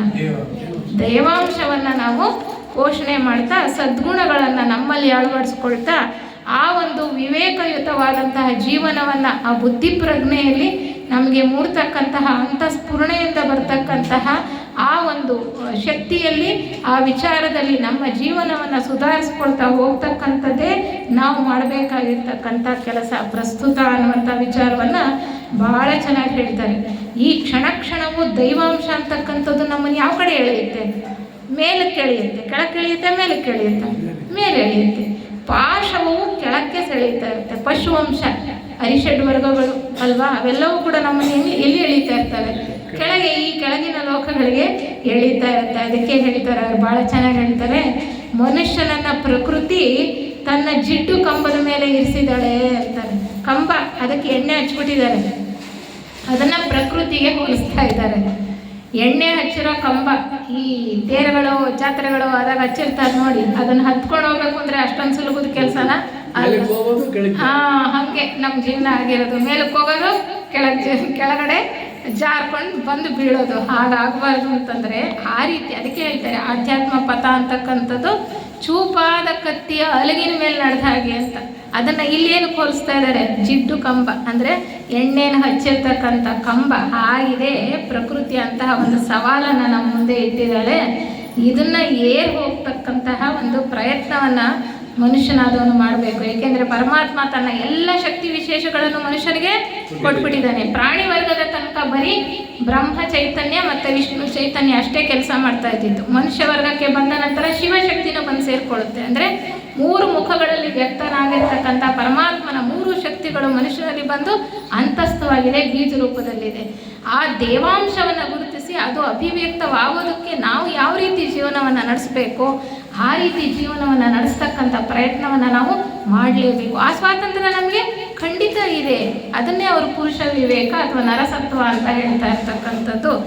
ಅದನ್ನು ನಾವು ಹೆಚ್ಚು ಪೋಷಣೆ ಮಾಡ್ತಾ ಆ ದೈವಿ ಗುಣಗಳನ್ನು ಬೆಳೆಸ್ಕೊಳ್ತಾ ನಮ್ಮ ಜೀವನವನ್ನು ಸಾರ್ಥಕ ಮಾಡಿಕೊಳ್ತಕ್ಕಂಥ ಅವಕಾಶ ನಮಗಿದೆ. ಕರ್ಮ ರಹಸ್ಯವನ್ನು ಕಗ್ಗದಲ್ಲಿ ಹೇಳಿರ್ತಕ್ಕಂಥ ವಿಚಾರವನ್ನು ನಮ್ಮ ಥಿಯಾಸಫಿ ವಾಂಗ್ಮಯದ ಒಂದು ದೃಷ್ಟಿಕೋನದಲ್ಲಿ ನೋಡ್ತಕ್ಕಂಥ ಪ್ರಯತ್ನವನ್ನು ಮಾಡ್ತಾ ನಮ್ಮ ಜೀವನವನ್ನು ಸುಧಾರಿಸ್ಕೊಳ್ಳೋದಕ್ಕೆ ಸಾಧ್ಯ ಇದೆ. ಸುಧಾರಿಸ್ಕೊಳ್ಳೋಣ, ಎಲ್ಲರೂ ಕೂಡ ಒಟ್ಟಾಗಿ ಸೇರಿ ಜ್ಞಾನವಂತರಾಗಿ ಅನ್ನುವಂತಹ ಒಂದು ವಿವೇಚನೆಯಿಂದ ನನ್ನ ಮಾತುಗಳನ್ನು ಮುಗಿಸ್ತೇನೆ. ಎಲ್ರಿಗೂ ಕೂಡ ಅನಂತ ಧನ್ಯವಾದ.